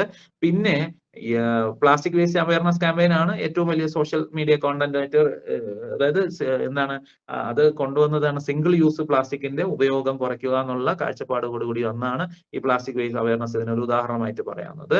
പിന്നെ ഉള്ളത് റീജിയണൽ ലാംഗ്വേജസിന് ഡെവലപ്മെന്റ് കൊടുക്കുന്നത്, അതായത് localisation of content and indigenous knowledge promotion എന്ന് പറഞ്ഞ ഒരു കൺസെപ്റ്റ് ആണ്. അതായത് റീജിയണൽ ലാംഗ്വേജുകൾക്കും തനതായിട്ട് അല്ലെങ്കിൽ പ്രാദേശികമായിട്ടുള്ള കമ്മ്യൂണിക്കേഷൻ മെത്തേഡ്സിനും വളരെയധികം പ്രാധാന്യമുണ്ട്. അതായത് ട്രഡീഷണൽ ആയിട്ടുള്ള സ്റ്റോറി ടെൽ, പാരമ്പര്യമായിട്ടുള്ള കഥ പറച്ചിലുകൾ, ഫോക്ക് മീഡിയയ്ക്ക് അല്ലെങ്കിൽ ഓറൽ ഹിസ്റ്ററിയൊക്കെ ഡെവലപ്മെന്റ് പർപ്പസിന് ഉപയോഗിക്കുക എന്നുള്ള കാഴ്ചപ്പാടിലേക്ക് വന്നു. ഇനി ഇന്ത്യയിൽ നമുക്കറിയാം ഗ്രാമവാണി എന്ന് പറഞ്ഞിട്ട് ഒരു കമ്മ്യൂണിറ്റി ബേസ്ഡ് പ്ലാറ്റ്ഫോം ഉണ്ട്. റൂറൽ യൂസേഴ്സ് അവരുടെ ഡെവലപ്മെന്റ് ചലഞ്ചസ് അവരുടെ ഭാഷയിൽ ചർച്ച ചെയ്യപ്പെടുന്നതാണ് ഇതിന്റെ ഏറ്റവും വലിയ ഉദാഹരണം എന്ന് പറയുന്നത്. ഗ്രാമവാണി എന്നാണ് റേഡിയോ സ്റ്റേഷന് പറയുന്നത്. കമ്മ്യൂണിറ്റി പ്ലാറ്റ്ഫോം ആണ്. അത് റൂറൽ യൂസേഴ്സ് ആണ്, അവരുടെ ഡെവലപ്മെന്റ് ചലഞ്ചസും അവരുടെ ഭാഷയിൽ അവർ തന്നെ അവതരിപ്പിച്ചു ചർച്ച ചെയ്യുന്നതാണ് ഇതിന് ഉദാഹരണം എന്നാണ്. അപ്പോൾ ട്രഡീഷണൽ ആയിട്ടുള്ള സ്റ്റോറി ടെല്ലിംഗ് അല്ലെങ്കിൽ ഫോക്ക് മീഡിയ അല്ലെങ്കിൽ ഓറൽ ഹിസ്റ്ററിയെ ഡെവലപ്മെന്റ് പർപ്പസിന് ഉപയോഗിക്കുന്നതും ഇതാണ്. പിന്നെ ഏറ്റവും വലിയൊരു റിയൽ ടൈം അലർട്ടും ക്രൈസിസ് കമ്മ്യൂണിക്കേഷൻ എന്ന് പറയുന്നത് ഏറ്റവും വലിയൊരു ഡിസാസ്റ്റർ റെസിലൻസിനൊക്കെ ഉപയോഗിക്കുന്നത്. അതായത് റിയൽ ടൈം ആയിട്ടുള്ള അലർട്ട്സും സോഷ്യൽ മീഡിയ ക്രൈസിസ് മാപ്പിംഗ് കൊണ്ട് AI പവേർഡ് ഉപയോഗിച്ചിട്ട് ക്ലൈമറ്റ് ഡിസാസ്റ്ററുമായിട്ടുള്ള വാർണിങ്ങുകൾ കൊടുക്കുന്നത്, വാട്സപ്പും SMS based alert, emergency response നമുക്കൊക്കെ അറിയാം. ഇപ്പോൾ നമ്മുടെ മൊബൈലിലൊക്കെ വരും അടുത്ത 3 മണിക്കൂറിൽ കേരളത്തിലെ ഇന്ന ഭാഗങ്ങളിൽ മഴ പെയ്യാനുള്ള സാധ്യതയുണ്ട്, അല്ലെങ്കിൽ അടുത്ത അങ്ങനെയുള്ള ഈ മുന്നറിയിപ്പുകൾ കൊടുക്കാൻ ഇന്ന് ഈ കമ്മ്യൂണിക്കേഷൻ ഇത് ഉപയോഗിക്കുന്നു. ആഫ്രിക്കനിലൊക്കെ ഇലക്ഷൻ നാച്ചുറൽ റിസോഴ്സസ് ഒക്കെ പ്രൊവൈഡ് ചെയ്യാൻ വേണ്ടിയിട്ട് ഉഷാഹിദി എന്ന് പറഞ്ഞിട്ടൊരു പ്ലാറ്റ്ഫോം തന്നെ അവർ ഡെവലപ്പ് ചെയ്തിട്ടുണ്ട്. പിന്നെ ഉള്ളത് മീഡിയ ഇന്ന് ഹെൽത്ത് ക്യാമ്പയിനും സോഷ്യൽ ബിഹേവിയർ ചേഞ്ചസിനൊക്കെ ഉപയോഗിക്കുന്നു. എഡ്യൂക്കേഷന് വേണ്ടിയിട്ട്, അല്ലെങ്കിൽ behaviour changes, health issues like HIV, mental health, vaccination ഒക്കെ ആളുകളെ ഇത് ചെയ്യാൻ വേണ്ടിയിട്ട് മീഡിയയെ ഫലപ്രദമായിട്ട് ഉപയോഗിക്കുന്ന കമ്മ്യൂണിക്കേഷൻ, അതിന്റെ ക്യാമ്പയിനുകൾ നടത്തി ജനങ്ങളെ അതിലേക്ക് കൊണ്ടുവരുന്നത് ഒക്കെ ഇതിന് ഉദാഹരണമാണ്. അപ്പോൾ ഡെവലപ്മെന്റ് കമ്മ്യൂണിക്കേഷൻ എന്ന് പറയുന്നത് ഇന്ന് കൂടുതൽ ഡിജിറ്റൽ തലത്തിലേക്ക് മാറി, പാർട്ടിസിപ്പേറ്ററി ആയിട്ട് മാറി, ജനങ്ങളുടെ പങ്കാളിത്തം ഉപയോഗിക്കുന്നുണ്ട്, ഡേറ്റ ഡ്രിവൺ ആയി, അതുപോലെ ലോക്കലൈസ്ഡ് ആയി. ഇതൊക്കെയാണ് പുതിയ ട്രെൻഡ്സ് എന്ന് പറയാവുന്നത്. അതുപോലെ സോഷ്യൽ മീഡിയയും AIയും ഒക്കെ ഇന്ന് എന്ത് ചെയ്യുന്നു, കമ്മ്യൂണിറ്റി ബേസ്ഡ് അപ്രോച്ചസിന് വേണ്ടിയിട്ട് ഉപയോഗിക്കുന്ന ഒരു കാലത്താണ് നമുക്ക് ഇന്നുള്ളത്. അപ്പൊ ഇതിലൂടെ മെസ്സേജസിൽ ജനങ്ങളിലേക്ക് എത്തിക്കുന്നതിനും ക്രിയേറ്റ് ചെയ്യുന്നതിനും ഡെലിവറി ചെയ്യുന്നതിനൊക്കെ ഇത് ഉപയോഗിക്കുന്നതായിട്ട് നമുക്ക് കാണാം. ഇതാണ് ഡെവലപ്മെന്റ് കമ്മ്യൂണിക്കേഷന്റെ ഇപ്പോഴത്തെ ട്രെൻഡ് എന്ന് പറയുന്നത്. ഇനി ഇതിന്റെ ഭാവിയെ കുറിച്ച് കൂടി 1-2 കാര്യങ്ങൾ പറഞ്ഞ് നമുക്ക് ഇന്നത്തെ ക്ലാസ് ഫ്യൂച്ചർ എങ്ങനെയായിരിക്കും എന്നുള്ളത് നമുക്കറിയാം. അതൊരു ടെക്നോളജിക്കൽ അഡ്വാൻസ്മെന്റിന്റെ കാലത്താണ്. ഞാൻ നേരത്തെ പറഞ്ഞതുപോലെ തന്നെ ഇന്ന് ടെക്നോളജിയാണ് പല കാര്യങ്ങളും തീരുമാനിക്കുന്നത്. അതുപോലെ പാർട്ടിസിപ്പേറ്ററി അപ്രോച്ച് ആണ് നമ്മൾ സ്വീകരിക്കുന്നത്. അതുപോലെ തന്നെ ലോകം ഇന്ന് ഇന്റർ കണക്റ്റഡ് ആണ് അല്ലെ. അപ്പോൾ ഇന്റർനെറ്റിന്റെ വളർച്ച, അപ്പോൾ അതിന് Inter connected communication for development എന്നാണ് ഇന്ന് പറയുന്നത്. ഇന്റർ കമ്മ്യൂണിക്കേഷൻ ഫോർ ഡെവലപ്മെന്റ് എന്ന് പറയുന്നത് ഗ്ലോബൽ ചലഞ്ചസിനെ പുതിയ അതിലുണ്ടാകുന്ന ചലഞ്ചസിനെ പുതിയ വേസിലൂടെയൊക്കെ ചലഞ്ച് അല്ലെങ്കിൽ ഇന്നോവേറ്റീവ് ആയിട്ടൊക്കെ അതിനെ കൈകാര്യം ചെയ്യുന്ന ഒരു കാര്യത്തേക്കാണ് നമ്മൾ നീങ്ങിക്കൊണ്ടിരിക്കുന്നത്. പ്രത്യേകിച്ച് AI-യുടെ development, automation, AI, artificial intelligence, ഓട്ടോമേഷനും ഒക്കെ വന്നപ്പോഴത്തേക്കും ചാറ്റ് ബോട്ടുകളും വെർച്വൽ അസിസ്റ്റൻസും ഒക്കെ പബ്ലിക് സർവീസിനായിട്ട് വന്നു. അത് ഹെൽത്ത് കൺസൾട്ടന്റ് ആയാലും അഗ്രികൾച്ചർ സപ്പോർട്ടിനായും ഒക്കെ AI ഡ്രിവൺ ആയിട്ടുള്ള ചാറ്റ് ബോട്ടുകൾ ഉപയോഗിക്കുന്നു. അതുപോലെ മെഷീൻ ലേണിംഗ്സ് വന്നു. അത് ഉപയോഗിച്ച് സോഷ്യൽ ഇഷ്യൂസും കമ്മ്യൂണിക്കേഷൻ ട്രെൻഡ് ഒക്കെ മനസ്സിലാക്കാൻ ഇന്ന് പറ്റുന്നു, AI ഉപയോഗിച്ച് പറ്റുന്നു. അതുപോലെ ഫാക്ട് ചെക്കിംഗ്, നേരത്തെ പറഞ്ഞതുപോലെ മിസ്ഇൻഫർമേഷൻ ഫൈറ്റ് ചെയ്യാനും ഹെൽത്തിലും ക്ലൈമറ്റ് ചേഞ്ചും ഗവേണൻസിലും ഒക്കെ AI ഉപയോഗിക്കുന്നുള്ളതാണ് ഇതിന്റെ ഉദാഹരണം എന്ന് പറയുന്നത്. ഇത് അതുപോലെ ഡിജിറ്റൽ മൊബൈൽ കമ്മ്യൂണിക്കേഷന്റെ വളർച്ച, പുതിയ മൊബൈൽ ആപ്പുകൾ, SMS ക്യാമ്പയിനുകൾ, ഇന്ററാക്റ്റീവ് വോയിസ്, IVR റെസ്പോൺസുകളൊക്കെ ഡെവലപ്മെന്റ് മെസ്സേജസ് കൊടുക്കുക, റൂറൽ ഏരിയസിലൊക്കെ കൊടുക്കുന്നത് വളരെയധികം മാറ്റങ്ങൾ ഉണ്ടാക്കിയിട്ടുണ്ട്. അതുപോലെ 5G-യോ 6G-യോ ഒക്കെ ഇന്റർനെറ്റ് ഓഫ് തിങ്, IoT ഒക്കെ റിയൽ ടൈം കമ്മ്യൂണിക്കേഷനെ സഹായിക്കുന്ന ഒന്നാണ്. അതുപോലെ തന്നെ ഡിസാസ്റ്റർ റെസ്പോൺസുകൾക്കും പബ്ലിക് ഹെൽത്തിനും ഒക്കെ റിയൽ ടൈം ആയിട്ട് കമ്മ്യൂണിക്കേഷൻ ഉപയോഗിക്കാൻ ഇത്തരത്തിലുള്ള പുതിയ ആധുനിക കാലത്തെ 5G 6G ഇന്റർനെറ്റ് സേവനങ്ങളൊക്കെ ഉപയോഗിക്കുന്നു. അതുപോലെ എല്ലാ ഗ്രാമങ്ങളെയും സ്മാർട്ട് വില്ലേജുകളായിട്ടൊക്കെ ഡെവലപ്പ് ചെയ്തിരുന്നു. അപ്പൊ ഡിജിറ്റൽ ഹബ്ബുകൾ വരുമ്പോഴത്തേക്ക് ഇന്റർനെറ്റ് ആക്സസും ഒക്കെ വരുമ്പോൾ ലോക്കൽ കോണ്ടന്റ് ക്രിയേഷനുള്ള ഓപ്പർച്യൂണിറ്റീസ് ഡെവലപ്പ് ചെയ്ത് എല്ലാ പ്രദേശത്തും ഇന്റർനെറ്റും ഇതും ഒക്കെ വരുമ്പോൾ ആളുകൾ കൂടുതൽ ഇതിന് നമുക്ക് ഈ ഡെവലപ്മെന്റ് ഇഷ്യൂ അല്ലെങ്കിൽ ഇതിലേക്ക് ജനങ്ങളുടെ പങ്കാളിത്തം ഉറപ്പുവരുത്താൻ അത് പറ്റും എന്നുള്ളതാണ്. ഇന്ത്യയുടെ ഡിജിറ്റൽ ഇന്ത്യ എന്ന് പറയുന്ന ഒരു കൺസെപ്റ്റ് പോലും ഇന്റർനെറ്റ് ആക്സസ് എന്ന്, ഡിജിറ്റൽ ഇന്ത്യ എന്ന് പറയുന്നത് റിമോട്ട് കമ്മ്യൂണിറ്റീസിലേക്ക് ഇന്റർനെറ്റിന്റെ ആക്സസ് കൊണ്ടുവരികയും അവിടേക്ക് ഡിജിറ്റൽ എഡ്യൂക്കേഷനും ഗവേണൻസിനും ഒക്കെ ജനങ്ങളെ പങ്കാളിത്തം ഉറപ്പുവരുത്തുക എന്നുള്ളതൊക്കെ ഇതിന് ഉദാഹരണമായിട്ട് പറയാവുന്നത്. പിന്നെ ഓരോരുത്തരുടെയും പിന്നെ ഏറ്റവും വലിയൊരു മാറ്റം എന്ന് പറഞ്ഞാൽ AI ഡ്രിവൺ പേഴ്സണലൈസ്ഡ് കമ്മ്യൂണിക്കേഷന്റെ കാലമാണ് ഇന്നെന്ന് പറയാം. അതായത് നമ്മളൊരു ഓരോരുത്തരുടെയും താല്പര്യം എന്താണെന്ന് മനസ്സിലാക്കിയിട്ട് അതിനനുസരിച്ചുള്ള മെസ്സേജസ് നമ്മുടെ ചാറ്റ് ഹിസ്റ്ററിയോ അല്ലെങ്കിൽ നമ്മുടെ സെർച്ച് ഹിസ്റ്ററിയോ ഒക്കെ മനസ്സിലാക്കിയിട്ട് അൽഗോരിതം അനുസരിച്ച് ഓരോരുത്തരുടെയും താല്പര്യങ്ങളും ഇൻഡിവിജ്വൽ ബിഹേവിയറും പ്രിഫറൻസിനും അനുസരിച്ചുള്ള പേഴ്സണലൈസ്ഡ് കമ്മ്യൂണിക്കേഷൻ സ്ട്രാറ്റജീസ് ഉണ്ടാക്കാൻ ഇന്ന് പറ്റും എന്നുള്ളതാണ് ഏറ്റവും വലിയത്. ഓരോരുത്തരുടെയും പ്രിഫറൻസ് വ്യത്യാസമായിരിക്കും. നമ്മുടെ മൊബൈലിൽ എന്തെങ്കിലും അല്ലെങ്കിൽ ഗൂഗിളിൽ എന്തെങ്കിലുമൊക്കെ കാര്യങ്ങൾ സെർച്ച് ചെയ്താൽ നമുക്കറിയാം അതുമായി ബന്ധപ്പെട്ടുള്ള വീഡിയോസ് ഒരുപാട് വരും. അത് അൽഗോരിതം അത് മനസ്സിലാക്കിയിട്ട് അതിനനുസരിച്ച് ചെയ്യുന്നതാണ്. അതുപോലെ AI ഡ്രിവൺ ആയിട്ടുള്ള പേഴ്സണലൈസ്ഡ് കമ്മ്യൂണിക്കേഷൻ സ്ട്രാറ്റജീസ് ഒക്കെ ഇന്ന് ഉപയോഗിക്കാൻ പറ്റും. അതുപോലെ ബിഗ് ഡേറ്റ അനാലിസിസ് ഒക്കെ ഗവൺമെന്റിനും എന്ത് ചെയ്യാൻ പോസിബിൾ ആയതുകൊണ്ട് തന്നെ ഒരു ഡെമോഗ്രഫിക് ഗ്രൂപ്പിന് എന്താണ് ആവശ്യമെന്ന് അവർക്ക് പെട്ടെന്ന് മനസ്സിലാക്കി അതിനനുസരിച്ചുള്ള കസ്റ്റമൈസ്ഡ് മെസ്സേജുകൾ തയ്യാറാക്കാൻ ഇന്ന് ഗവൺമെന്റിനെ സഹായിക്കും എന്നുള്ളതാണ് ഇതിന്റെ. ഇപ്പോൾ നമുക്കറിയാം ഇന്ന് ഫേസ്ബുക്ക് ആയാലും ഗൂഗിളും ഒക്കെ AI ബേസ്ഡ് ആണെന്ന് അറിയാം. അതുപോലെ തന്നെ ഇത് ഈ ഫേസ്ബുക്കും ഇതും ഒക്കെ ഉപയോഗിച്ചിട്ട് പല NGOസും അതിൽ നിന്ന് കിട്ടുന്ന ഡേറ്റ ഉപയോഗിച്ചിട്ട് കൃത്യമായ ഓഡിയൻസിനിടയിൽ പല ക്യാമ്പയിൻസും നടപ്പിലാക്കാൻ അവരെയൊക്കെ സഹായിച്ചിട്ടുണ്ടോ എന്നുള്ളതാണ് ഇതിന്റെ ഏറ്റവും വലിയ പ്രത്യേകത. പിന്നെ ഞാൻ നേരത്തെ പറഞ്ഞതുപോലെ ഓഗ്മെന്റഡ് റിയാലിറ്റി അല്ലെങ്കിൽ വെർച്വൽ റിയാലിറ്റി പറയുന്ന ഇതൊക്കെ ക്യാമ്പയിനുകളെ സഹായിക്കുന്ന ഒന്നായിട്ട് മാറിക്കഴിഞ്ഞു. അത് ഒരു സോഷ്യൽ ഇഷ്യൂസിന്റെ അവയർനെസ് ക്രിയേറ്റ് ചെയ്യാൻ ഇത്തരത്തിലുള്ള ഇത് ഉപയോഗിക്കാൻ പറ്റുന്നു. ഗെയിമുകൾ ഉപയോഗിക്കുന്ന കാര്യം നേരത്തെ പറഞ്ഞു. ലേണിംഗ് ആൻഡ് ബിഹേവിയർ ചേഞ്ചസിന് ഉപയോഗിക്കുന്നുള്ളതാണ് ഇതിന്റെ പ്രത്യേകത എന്ന് പറയുന്നത്. പിന്നെ ഏറ്റവും വലിയൊരു പ്രത്യേകതയാണ് നേരത്തെ പറഞ്ഞ തിയറീസിലെ അവസാനത്തെ പാർട്ടിസിപ്പേറ്ററി മീഡിയ ഡീസെൻട്രലൈസ്ഡ് കമ്മ്യൂണിക്കേഷൻ എന്ന കൺസെപ്റ്റ് ആണ് ഇന്ന് ഏറ്റവും കൂടുതൽ ഉപയോഗിക്കുന്നത്. അതായത് community led digital storytelling ആണ്. ലോക്കൽ തന്നെ എന്ത് ചെയ്യുന്നു, അവർ തന്നെ അവരുടെ കോണ്ടന്റ് ക്രിയേറ്റ് ചെയ്ത് ഡിസ്ട്രിബ്യൂട്ട് ചെയ്യുന്നു. സാധാരണക്കാരായ ആളുകൾ തന്നെ അവരുടെ ആവശ്യങ്ങൾ എന്ത് ചെയ്യുന്നു, സമൂഹത്തിന് മുന്നിൽ അവതരിപ്പിക്കുന്നു, അത് വിതരണം ചെയ്യുന്നു എന്നുള്ളതാണ് ഇതിന്റെ ഏറ്റവും വലിയ പ്രത്യേകത എന്ന് പറയുന്നത്. അതിന് സിറ്റിസൺ ജേർണലിസം എന്നോ ക്രൗഡ് സോഴ്സ് ന്യൂസ് എന്നൊക്കെ വേണമെങ്കിൽ നമുക്ക് പറയാവുന്നതാണ്. അതായത് പ്രൊഫഷണലി ക്വാളിഫൈഡ് അല്ലാത്ത ജേർണലിസ്റ്റുകളെല്ലാം ഇന്ന് എല്ലാവരും എവരിവൺ ബിക്കം എ ജേർണലിസ്റ്റ് എന്ന് വേണമെങ്കിൽ പറയാം. സാധാരണക്കാരായ ആളുകളെല്ലാം ജേർണലിസ്റ്റുകളാണ്. അവരുടെ കയ്യിലിരിക്കുന്ന സ്മാർട്ട് ഫോൺ ഉപയോഗിച്ചിട്ട് അവർക്ക് എന്ത് ചെയ്യാം, അവരുടേതായ പ്രശ്നങ്ങൾ സമൂഹത്തിന് മുന്നിൽ അവതരിപ്പിക്കാം എന്നുള്ളതാണ് ഇതിന്റെ ഏറ്റവും വലിയ. പിന്നെ നേരത്തെ പറഞ്ഞതുപോലെ ഗ്രീൻ കമ്മ്യൂണിക്കേഷൻ എന്നുള്ള കൺസെപ്റ്റിലേക്ക്, ഇക്കോ ഫ്രണ്ട്ലി മീഡിയ എന്നുള്ള കൺസെപ്റ്റിലേക്കൊക്കെ മാറിക്കഴിഞ്ഞു. സോളാർ പവർ കമ്മ്യൂണിറ്റി റേഡിയോസും ലോ കാർബൺ ഡിജിറ്റൽ ക്യാമ്പയിൻ ഒക്കെ ഇതിന് ഏറ്റവും, അതായത് കമ്മ്യൂണിറ്റി റേഡിയോസ് ഒക്കെ സസ്റ്റൈനബിൾ ആയുള്ള കമ്മ്യൂണിക്കേഷൻ പ്രാക്ടീസസിനെ എന്ത് ചെയ്യുന്നു, പ്രോത്സാഹിപ്പിക്കുന്ന തരത്തിലേക്ക് മാറുന്നതായിട്ട് നമുക്ക് കാണാം. പിന്നെ ഈ മീഡിയ ലിറ്ററസി വർദ്ധിപ്പിക്കുകയും ഡിസ്ഇൻഫർമേഷനെ കോമ്പാറ്റ് ചെയ്യുന്നതിനുള്ള പ്രോഗ്രാംസ് AI ഡ്രിവൺ ഒക്കെ ഉപയോഗിച്ച് ഫാക്ട് ചെക്കിങ്ങും ഇന്റഗ്രേറ്റഡ് സോഷ്യൽ മീഡിയ പ്ലാറ്റ്ഫോമുകളൊക്കെ ഉപയോഗിക്കുന്നത് ഇതിന് ഉദാഹരണമാണ്. പിന്നെ ഡെവലപ്മെന്റിന് വേണ്ടിയിട്ട് സസ്റ്റൈനബിൾ ആയിട്ടുള്ള ഗോൾസ് കണ്ടെത്തി അതിന് വേണ്ടിയിട്ട് പ്രവർത്തിക്കുന്നത്. ഡെവലപ്മെന്റ് കമ്മ്യൂണിക്കേഷൻ UNO അല്ലെങ്കിൽ മറ്റ് NGOs ഒക്കെ ആയിട്ട് ചേർന്നിട്ട് മെസ്സേജസ് എൻഷുർ ചെയ്യുകയും സസ്റ്റൈനബിലിറ്റിയെ അല്ലെങ്കിൽ ജെൻഡർ ഇക്വാലിറ്റി, എഡ്യൂക്കേഷൻ, ഹെൽത്ത് തുടങ്ങിയ വിഷയങ്ങളിലൊക്കെ മാറ്റം കൊണ്ടുവരാനുള്ള വലിയ വലിയ പദ്ധതികളും ക്യാമ്പയിനുകളും ഒക്കെ ഗവൺമെന്റുകളും NGOസും ഏറ്റെടുക്കുന്നു എന്നുള്ളത്, അതിന് ഡിജിറ്റൽ പ്ലാറ്റ്ഫോമുകളൊക്കെ ഉപയോഗിക്കുന്നു എന്നുള്ളതാണ് ഇതിന്റെ ഏറ്റവും വലിയ ഉദാഹരണമായിട്ട് നമുക്ക് പറയാവുന്നത്.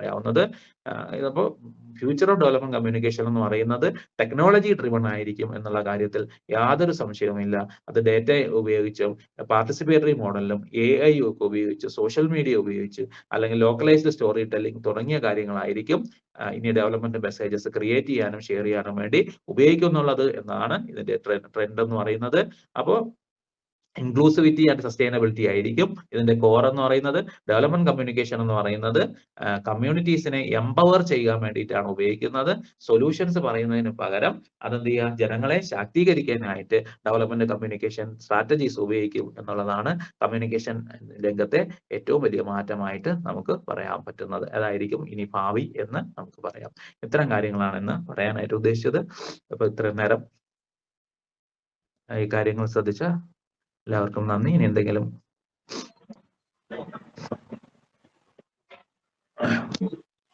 Thanks, sir.